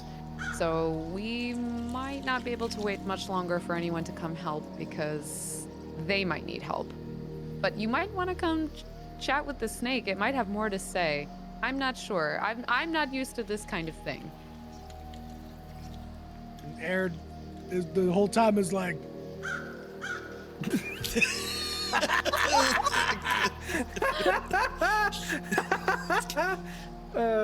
Squeak. Like every don't speak kind of gesture that's even possible. As you say and that, I'm like, I put my hand on Jade's shoulder and say, and I just give up at this point. I was like, Jade, I love you to death. When you're in a crypt, is really just try and be quiet. No worries. Just fucking lose. It's cool.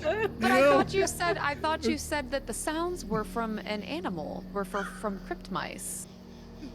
No, I'm that whispering. was me. I made the same mistake. Oh my god. That was me. That's what this whole thing was. We are not. This doesn't mean I'm we are hungry. not the group for It that. means I'm like, we need to not speak. Oh. That's cool. I mean, death's right there, but on the other side of this door. I'm gonna As go you talk to the say- snake. So you guys hold down this fort, and I'm gonna head to go talk to the snake. You take a step up the first stair to head up to this snake, and the doors start to get pushed open, and you can hear the grinding of the stone of the doors as they begin to open. Oh shit. What did you do? You just hear Eredh as he's walking up the stairs. He's like, he just puts his hand up. He's like, "Told ya!" And he just keeps walking up the stairs. Just walk in and then you walk in. Jade follows after Eredh, but What's while happening saying, right well, maybe the snake can help. Yeah.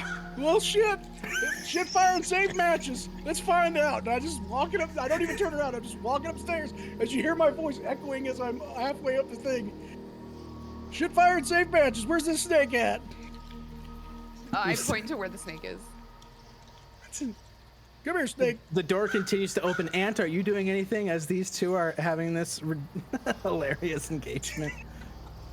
I don't speak snake. He turns back towards the door.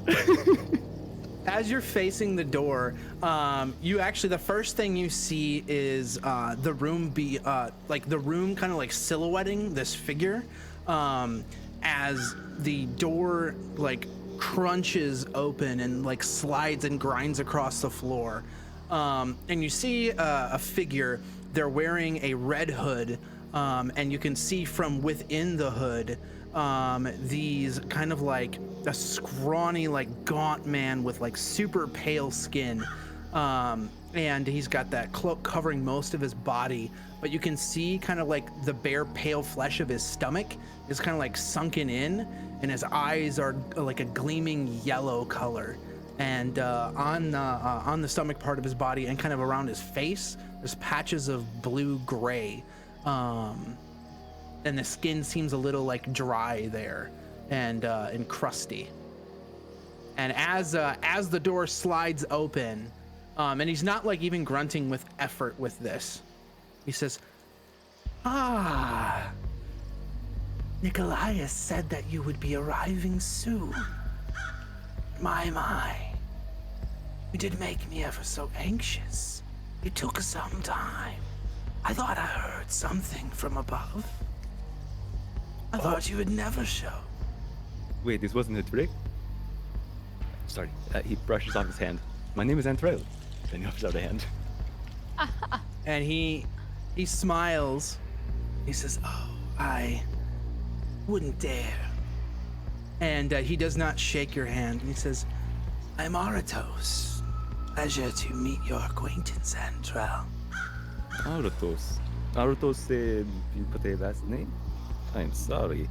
It's hard for me to remember without. Oh, it is fine. I lost that name a long, long time ago. I scarce remember it anymore. Have you been trapped down here for a while? Oh, Or something else? an hour, maybe two. Not unusual, though. That's not too bad. No. And he's starting to get a little bit more sus now that it is like getting further in. But, And what were you waiting for us for specifically? We weren't told too much about it. He's sort of like moving a hand towards his book a little bit. oh, it was a welcoming party to welcome you to the city here. I was hoping that I could talk with you inside if you were so inclined. I do have some things to drink if you would like. Perhaps some stale bread. I know it's not too appetizing, but it is what we have. No, I think just a moment. If you will allow me. He's not for a second. Step back. I may have. You take one step back and you say, I may have misaligned my intention, Antrell. This isn't a question, I guess. It's more of a statement of fact. You see my friends here, and you can see behind some sarcophagi, like 4 figures stand with heavy crossbows pointed at you. It's not really a discussion. I'm going to need you to come with me and bring your friends. if you wouldn't mind.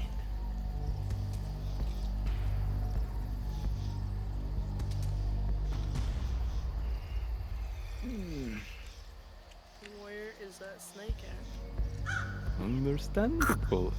And he's gonna he's gonna look back and sort of stand there. I'm gonna use my turn to use the dodge action. Yeah. Okay. He's like, if the sound of anything, if this guy moves his hand any closer, like he was about to handshake him earlier, he's going to jump and roll. Okay. So you begin to like get out of the way of this, and Eretos begins to walk forward as it's now is his turn, and he begins to walk towards you. He says, "I wouldn't take too many steps further back. You see, I've instructed my friends here to kill you if you try to run, so it might be wise to reconsider any kind of escape plan. How many of you are there here? I was told there should be 6.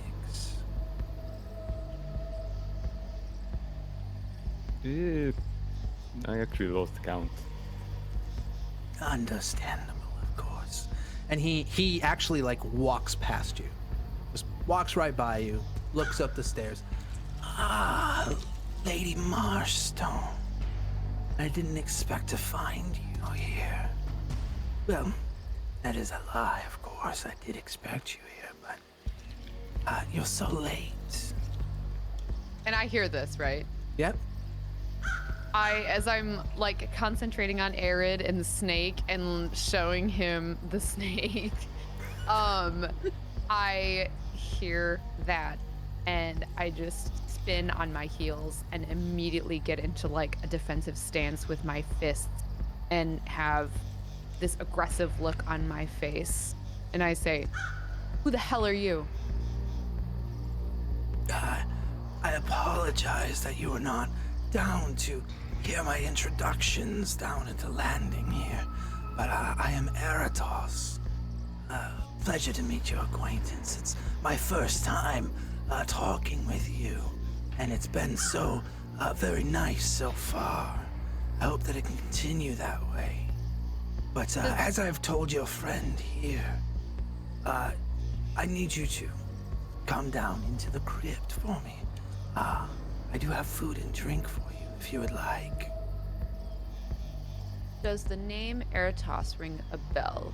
Like as in family or Roll someone me I would a know? history check. Okay. Can I do the same? Sure. If you all want to roll one, I'm cool with that.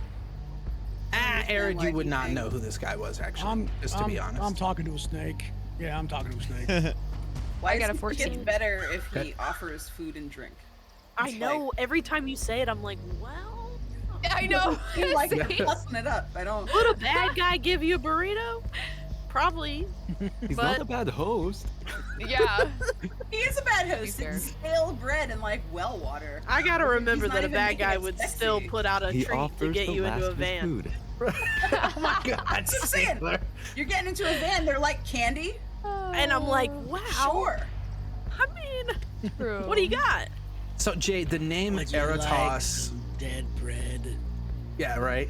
Some decrepit bread. The name Eratos's, it's on like the tip of your brain. Like you can kind of recognize the name. You feel like one of your parents has said that name before, but you don't know the context. You can't recall the conversation that you overheard. But it was definitely when you were younger. It was, I say, how old is Jade right now? I cannot remember. 24. So you would have probably been like 8 when that name popped up. I kind of furrow my brow at him and I say, "How do you know me?" And please forgive me, but I do not recall you. It is no problem at all. I have not been in Waterdeep long, you see. It was exhausting coming here. But the lady demands it, so it must be that way. I do not know much of you, Lady Marshstone. However, I do know a good deal about your family, those enterprises that they negotiate with, as well as others. You see, I'm somewhat of an information broker of sorts. And things have been interesting lately. Would you care for a bite to eat? Something to drink? I know I certainly could. My throat is very parched. Well, to be completely honest with you, whatever goings on or affairs that my family is involved in does not concern me, nor does it concern any of my friends. So I'm not exactly sure what your interest in us is. Simply following orders. I hope you understand that it would be such a tragedy to have to drag you and your friends out of here. A bloody mess, and I would much rather not have to do that, you see. But I also can't let you leave. At least not now. Not until plans have been settled and deeds have been done. An intense, anger kind of crosses Jade's face, but it quickly fades as they center themselves And find their center. Jade, you can now see, because you couldn't see it too very much at all. Those individuals, like the thugs with the crossbows, have moved into the doorway, and there's one crouched down with a crossbow bolt pointed at you, Ant. There's one above that guy with a crossbow pointed at Jade, and Eredh is just chilling, just vibing. Once the anger fades, my brow becomes unfurrowed, and I sort of take on more of a casual look, and I say, all right, sounds fine. You seem like a relatively decent host as it is, but thank you. You know, whoever is giving you the orders, they are not the only ruler or the only voice in this city. And every action has repercussions. So we will play fair as long as you play fair. And I'm curious to see what you have to talk about to us. Oh, there's many things to discuss and unveil for you and your small number of companions here. Hey. Rude. No disrespect. Please Well, join me and my compatriots for food and drink, and we will parlay. And Eratosth turns and starts to walk into the room. And Behind his back, I say, well, at the very least, I plan on getting as much information as possible out of you, before I may or may not have to end your miserable life. But let's keep things fair. I'll keep things fair, we'll keep things fair, and you keep things fair. Deal? As you wish, Lady Marshstone. But I would be cautious of the actions you take here.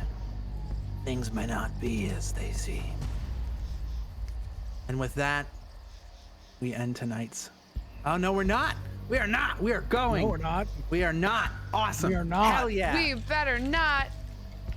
So Eratosth walks through the door. Sorry, audience. I thought we were ending at 9, but we're going a little later tonight. Everyone good with that? Yeah. Yeah? Sweet. Yes, please. So Eratosth walks through the doorway. The 4 individuals with crossbows kind of fan out and are 10 feet away from each other in a straight line on either side of the doorway as the three of you begin to walk in. And as that happens, we cut over to the three upstairs on the grounds of the City of the Dead.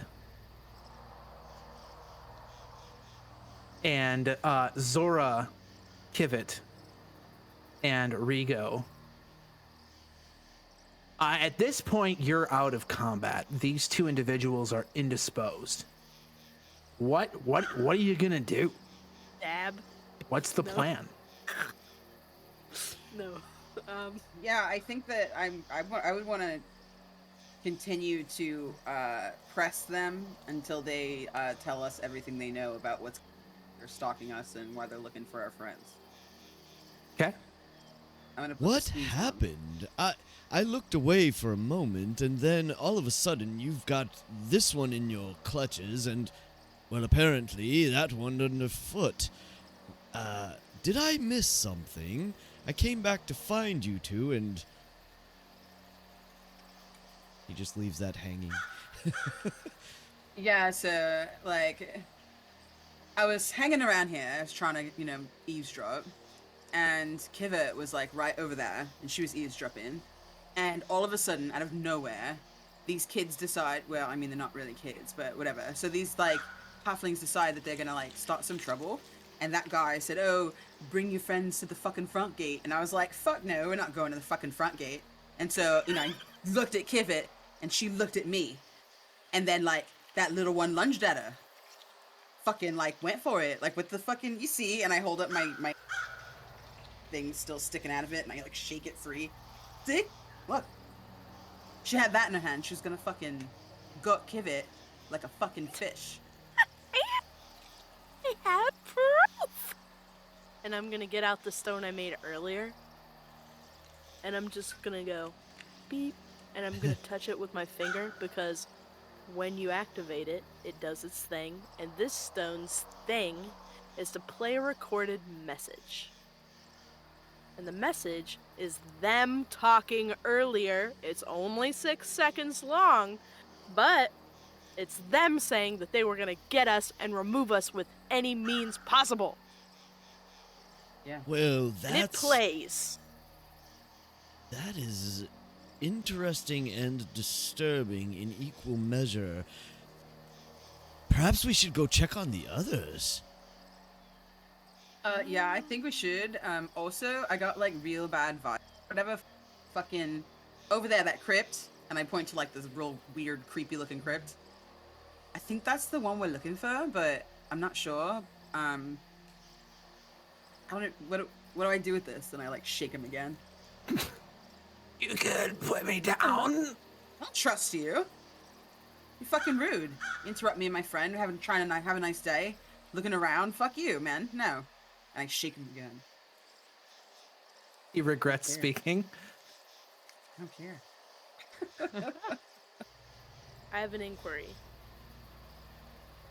Do I have permission to collect the knives?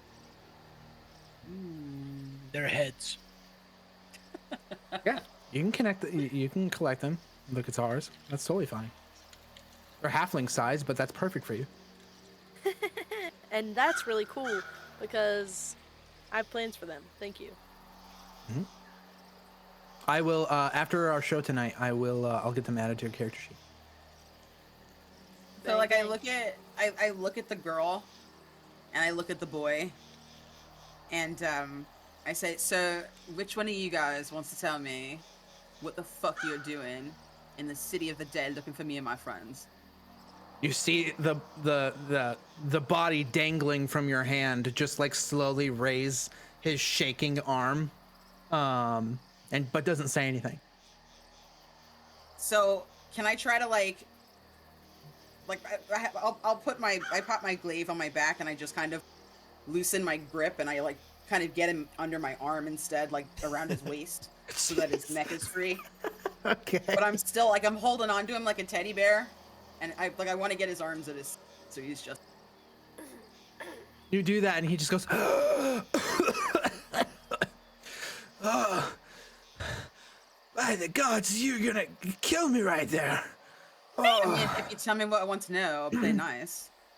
Yeah, sure. Anything. What do you want? What do you want? The fuck Well, are you doing could it? start with who you work for. I don't know their name, and I'm not even. I'm not kidding. I'm not messing with you at all. I don't know their name. They gave me some gold. It's in my pocket. It's in my pocket. I've got the gold in there. I want to know what the fuck you're doing here. No, I don't want your gold, and I squeeze them tighter. I was just trying Zhora, not to lie. perhaps they were just hired ruffians for a simple shakedown. What but he said. would you give us the description of who hired you? It wouldn't happen to be that guard that just walked away, would it? No. This person looked shadowy. It was my sister and I were drinking in a tavern. We were having a good time. Look, we don't have the best reputation. Oh, my hips. Oh, God. We don't have the best reputation. So they just wanted some sneaky guys. And, we sneak around. We steal from people every now and then. And, we're kind of good at it. But I didn't think we'd be fucking with you guys. You're huge. No offense. How come you pretending that guy's your dad? It's a rouse. They're trying to fool you. They're Yeah, con like- artists, Zhora. They're trying Yeah, to but, trick us. They all work for like some shadowy corporation. You expect me to believe that? It's not a business. I don't think. It's an individual. It wasn't a group of people, as far as I know. I don't know. I don't deal with those types of people often. It was a one-off thing. So it's, a one-off thing, and now it'd be done. Kivet, are you all right? You weren't injured, were you? Well, most. You see, I was only hiding and listening, and it was just this one almost came for me with these. And Kivet holds up the guitars and just kind of like displays them a bit. And now they are mine now. I'm going to keep them. And it's just, you see, I was listening for a long time. Oh, maybe the entire time. You didn't know that. But I was here.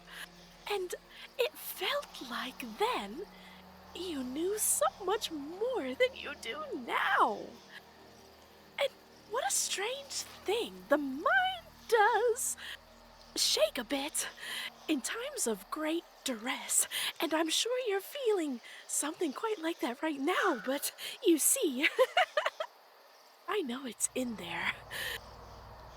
And I don't think you're going to make it back to that tavern like this. You might have to come with us for a while until you remember again. So Zhora, you don't see this, but Rigo and fucking Kivet do.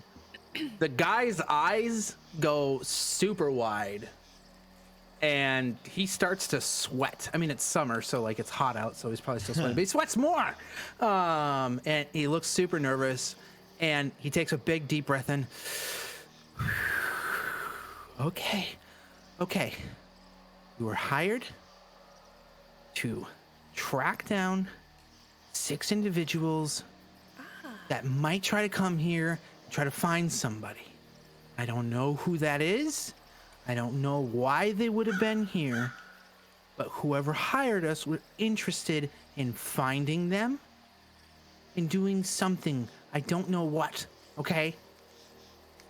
But there's some gnome guy. I don't know what his name is. He's got orange hair, apparently. That's all I know. I think Rigo and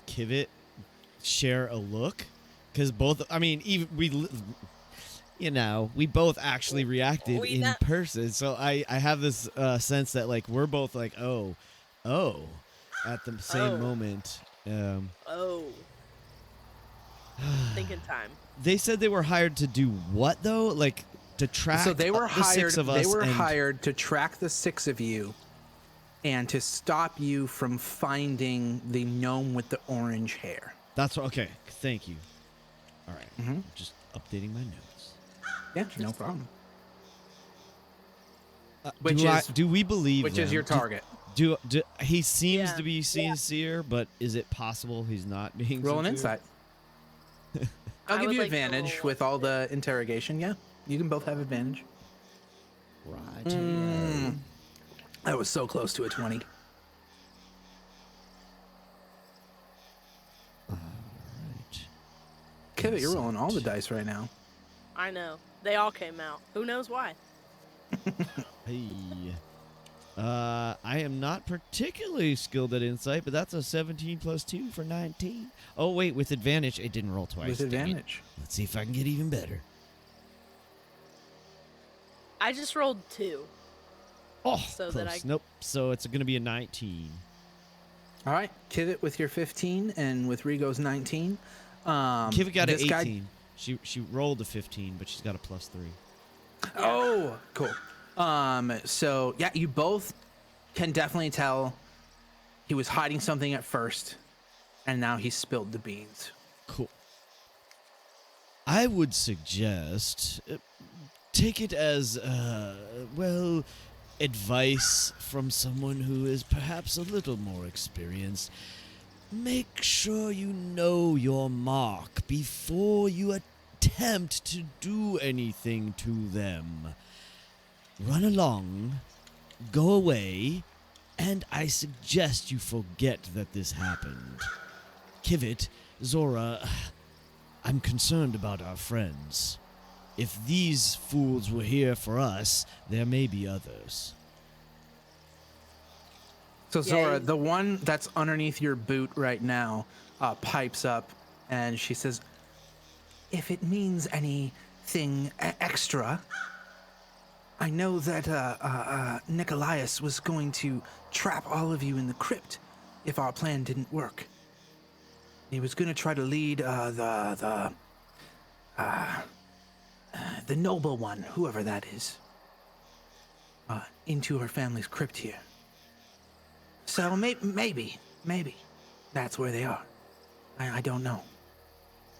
Yeah, I guess that's with it. And I Well, take you my foot are off of helpful. her. You are helpful after all. I just kind of like release her brother into her arms, like I push And- him at her. They And both fall down. And get a good job. Find a guild. Get some skills. He's just like saying to them as they maybe run and skitter off or whatever. You see the the male like put his hands through his hair. Maybe I need a haircut and like get a real job or something. I'm gonna press my stone again and be like, really- and make things. Soft music's playing, and Rigo's like, and there's just like, "You're good enough, you can choose a better life." And there's like this whole after school special that kicks off as he's trying to encourage these people to. Yeah. They warily move like to leave. And from where you guys are at, just in case you were gonna ask, that their father figure, who's probably not actually their father, is nowhere to be seen. Yeah, Because he fucked off. he does not See, I care. get one too. I get one too, Zhora. Well, he said that Nikolai. Did he say Nikolai or did he say Nikolaios. Nikolaios? Okay. Yeah. She said that. Sorry. Mhm. Have we heard the other guy referred to as Nikolaios? No, just Nicole. Okay. Interesting. All right. So, but we're assuming, or maybe we're guessing that's who she. Okay. So Nikolaios was trying to get us to the Marshstone crypt, correct? Mhm. Okay. Sweet. Thank you. All right. So at that point, once Rigo sees that the two halflings are sort of moving on their way, he basically just like with disgust. Like, it's obvious he's just like, oh, they're pathetic. And he probably says that under his breath. Like, and he just starts turning and walking Join back the guild. to where, yeah, exactly. He says all that about to them, and then he starts walking to the others. Says, Learn a trade. perhaps we should hurry and check on the others. Buy a cape. No capes. So if that's And- the case, then we're actually ahead of the game then there, Jade and Ant. So I think Yeah. we're doing pretty good because we were supposed to get caught. So I think that we're we're in a better position. A plus. Hey, great job. Great job. You know, they Can say I- heroes sniff out danger. Yeah, that's right. Oh. Ouch. Can I keep an eye on the halflings as they leave to Oh, make yeah. sure that they like actually leave? I don't want them going and warning that guard. I don't want to do this. They're moving again. pretty slow, and they're also like you see the female halfling kind of like turn back and look at you all, and the brother like kind of like push her face back forward, like no, don't look at them. Let's just keep going. And Kivet like raises her arms up, like what? I'm sharpening the guitars. I'm like, leave behind her Oh light. my god, that's wonderful. So good. And I'm yeah, gonna they start. deactivate my stones as well, too, so that I Okay. can have my slots back. Okay, perfect. Now, And the three that of you guard- start to head back. That guard that walked away earlier, he had an interesting item I acquired from him. We'll have to look into that later. Maybe it is a clue for us, but I think we should hurry. And Rigo's gonna start to like double time towards the others. Kivet's gonna run after. Master Rigo? A bauble? A gadget? I know. I can't wait. And he pulls it out and just like shows it to her, but he's like Oh! sticks it back in. We'll have I'm just to. imagining like Kivet like reaching for it, and Right. you're like, no. Put it back in your pocket. Oh, I can't. Play monkey in the middle with see it. Zora, and they just. That's it. Okay, that didn't actually happen. We'll That's save great. this for later. And he sticks it back in his belt pouch and Oh, starts running. yes. But there is always time for science. So like I see What? Rigo start kind of hauling ass, and it occurs to me that like I'm fast, and I like start to like kind of hasten my pace, and as I kind of like pass like to catch up to Rigo, I just like scoop Kivet Yep. up and throw her on my shoulder like Just like in Dinosaur. I Yeah. love it. Yeah. So- the three of us can move pretty. I If saw Kivet it. is being carried, the three of us can move pretty quick. I'm Yeah. being carried, and I have my new guitars out, like, and so it looks like they're coming out of Zhora. I love That's it. awesome. They look That'll like tiger whack. fangs. Yeah, yeah, right. Serious Master Blaster vibes too. So As the three of you are marching towards the Marsh Stone Crypt, we can hear your feet smashing the ground as you're heading forward, and with one smash, the camera falls underneath the ground, diving down, and we are now in a roughly about like a 60-foot long and about 40-foot wide rectangular room. The walls have alcoves that are roughly about 4 feet deep that have not sarcophagi. I hate my brain sometimes. alcoves. Yeah, they have bodies in them, like Body basically piles. like Oh. yeah, body piles in there. But they're like religiously like laid out with like blanket and like there's skeletons now, but it's basically the bodies of the dead and kind of in these alcoves, and it's like rows of them with like Catacomb? little placards. Yeah, kind of like a catacomb in a way. I feel like there's like a magical word for this because it's like when, like in Europe, they have these Exactly. like body like moldings over to the top of like an important grave. You know what? Mhm. I'm sorry, everyone at home. I know we're all googling right now. Yeah, Thought right. this meant that. Body mounds in grave mounds. So there are so there's actually coverings on all these, but they're all like curtain coverings in the color of House Marshstone, but they're all drawn open, and the smell here is just not so great. It's reeks of old, decayed skin and muscle and tissue. In the very back of the room, there is a separate room that is walled off. In the center of it is an iron gate, and inside that room you can actually see, and Jade, I don't think you've ever been down in this part of the tomb or this part of the crypt at all.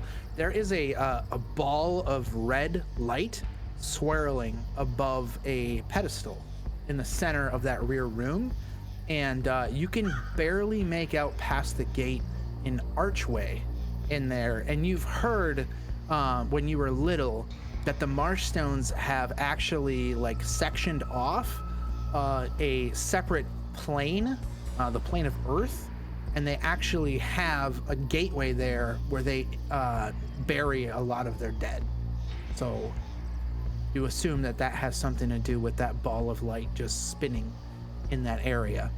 I'm like in awe of it when I see it, and out loud I say, I never believed the stories. I always thought it was just a rumor. There are 6 sarcophagi in the room, all 10 feet apart on the left and right. And you can see the 4 individuals with crossbows are just kind of like sitting on the edges of them, lackadaisically, pointing their crossbows at each of you at all times, watching your movements. And Eredh walks forward, and he's got a little like table, like a fold-out table, and a small chair in the back of the room, and there is a jug there and 6 plates, smaller plates with bread and mashed potatoes in some gravy laid out on these plates. Bummer. Gravy? And he sits down behind the table. He says, if you would like, I have prepared a meal for each of us. I hope it is not too bland for your taste, but for me, food is not a necessity, so to speak. I hope you understand.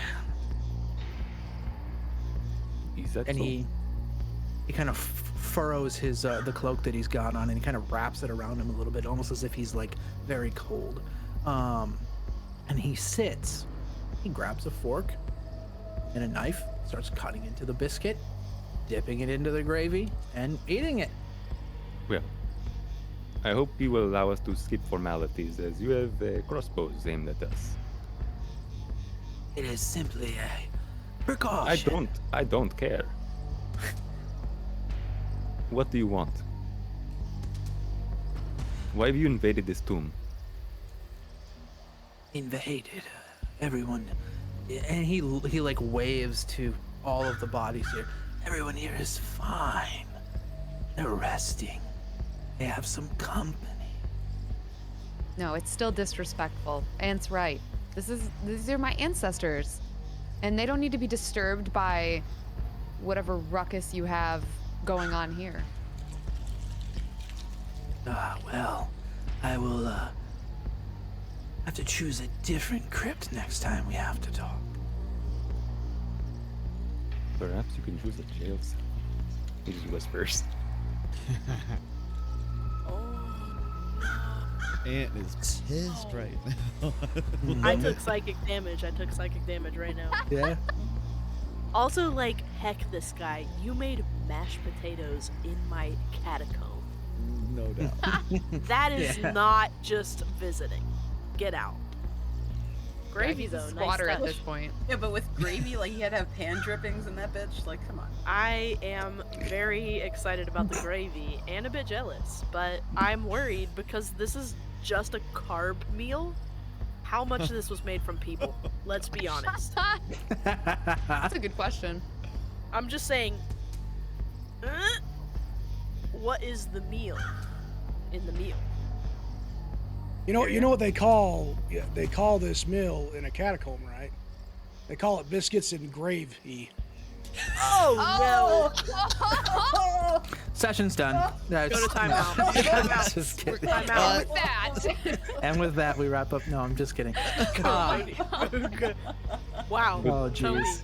I don't Tony, assume that's inspiration. Seriously. And I believe you introduced yourself as Antrell, correct? that would be true.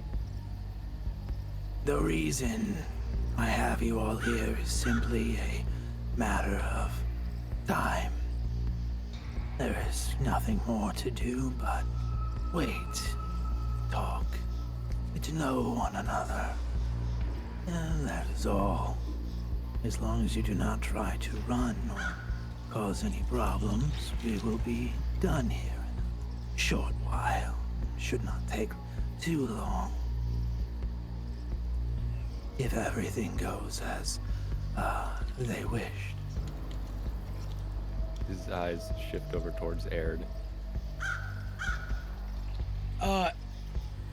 Ered is 65 feet in the air talking to a snake next to the door.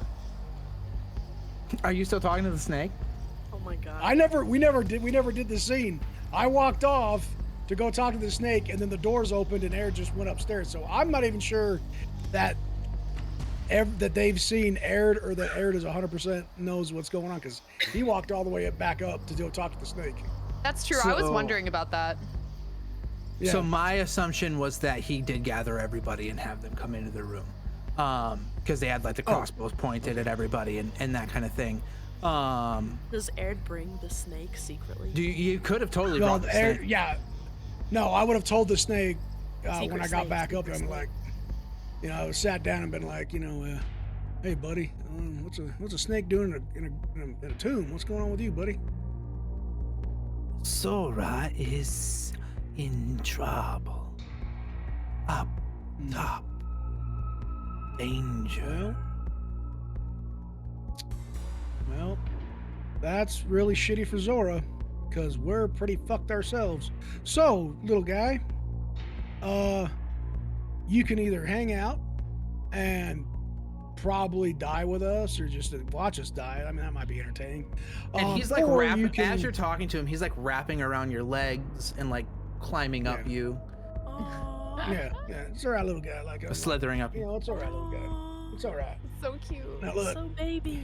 you can stay here, or you can go. There's nothing I can do for Zhora right now, but man, I really appreciate you coming to tell us this.